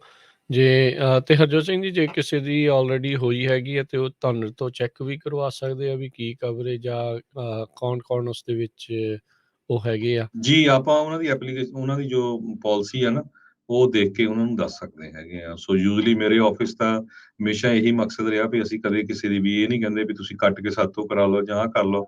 ਹਾਂ, ਜੇ ਐਕਸਟਰਾ ਲੈਣੀ ਐਕਸਟਰਾ ਲੈ ਲਓ, ਜੇ ਨਹੀਂ ਲਈ ਉਹ ਕਰਵਾ ਸਕਦਾ ਹੈ। ਪਰ ਆਪਾਂ ਜੋ ਸਲਾਹ ਆ ਉਹ ਬਿਲਕੁਲ ਸਹੀ ਦੇਵਾਂਗੇ। ਜਿੰਨੇ ਸਾਡੇ ਕਸਟਮਰ ਆ, ਸਾਡੇ ਨਾਲ 30-32 ਸਾਲ ਤੋਂ, ਸਾਰਿਆਂ ਨੂੰ ਪਤਾ ਆ ਵੀ ਅਸੀਂ ਕਿਸੇ ਤਰ੍ਹਾਂ ਕਦੇ ਪੁਸ਼ ਵੀ ਨਹੀਂ ਕਰਦੇ। ਬਹੁਤ ਵਾਰ ਤੁਹਾਨੂੰ ਪਤਾ ਵੀ ਲੋਕ ਇੱਕ ਵਾਰੀ ਪਿੱਛੇ ਪੈ ਜਾਂਦੇ ਆ, ਫਿਰ ਉਹ ਪੁਸ਼ ਬਹੁਤ ਕਰਦੇ ਰਹਿੰਦੇ ਆ। ਸੋ ਜ਼ਰੂਰ ਤੁਸੀਂ, ਪਰ ਜਿੰਨੇ ਵੀ ਸਰੋਤੇ ਸੁਣ ਰਹੇ ਆ, ਕਿਸੇ ਵੀ ਸਟੇਟ ਦੇ ਵਿੱਚ ਹੈਗੇ ਆ, ਪਲੀਜ਼, ਬਹੁਤ ਸਾਰਿਆਂ ਨੇ ਕਰਾਈ ਆ ਲਾਈਫ ਇੰਸ਼ੋਰੈਂਸ, ਜਿਹਨੀ ਨਹੀਂ ਕਰਾਈ ਉਹਨਾਂ ਨੂੰ ਤਾਂ ਜ਼ਰੂਰ ਕਰਾਉਣੀ ਚਾਹੀਦੀ ਆ। ਬਹੁਤ ਵਾਰ ਆਪਾਂ ਸ਼ੋਅ ਕਰ ਚੁੱਕੇ ਆ, ਕਿਉਂਕਿ ਇਹ ਬਹੁਤ ਜ਼ਰੂਰੀ ਹੈਗੀ ਆ ਔਰ ਬੜੀ ਸਸਤੀ ਹੁੰਦੀ ਹੈਗੀ ਆ ਜੇ ਤੁਸੀਂ ਅਰਲੀ ਏਜ 'ਚ ਕਰਾਉਂਦੇ ਆ। ਤੇ ਜਿਨ੍ਹਾਂ ਨੇ ਕਰਵਾਈ ਵੀ ਆ, ਆਪਣੀਆਂ ਪਾਲਿਸੀਜ਼ ਸਾਂਭ ਕੇ ਰੱਖੋ, ਉਹਨਾਂ ਨੂੰ ਧਿਆਨ ਨਾਲ ਪੜ੍ਹੋ ਵੀ ਸਾਰਾ ਕੁਛ ਉਹਦੇ ਸਹੀ ਆ।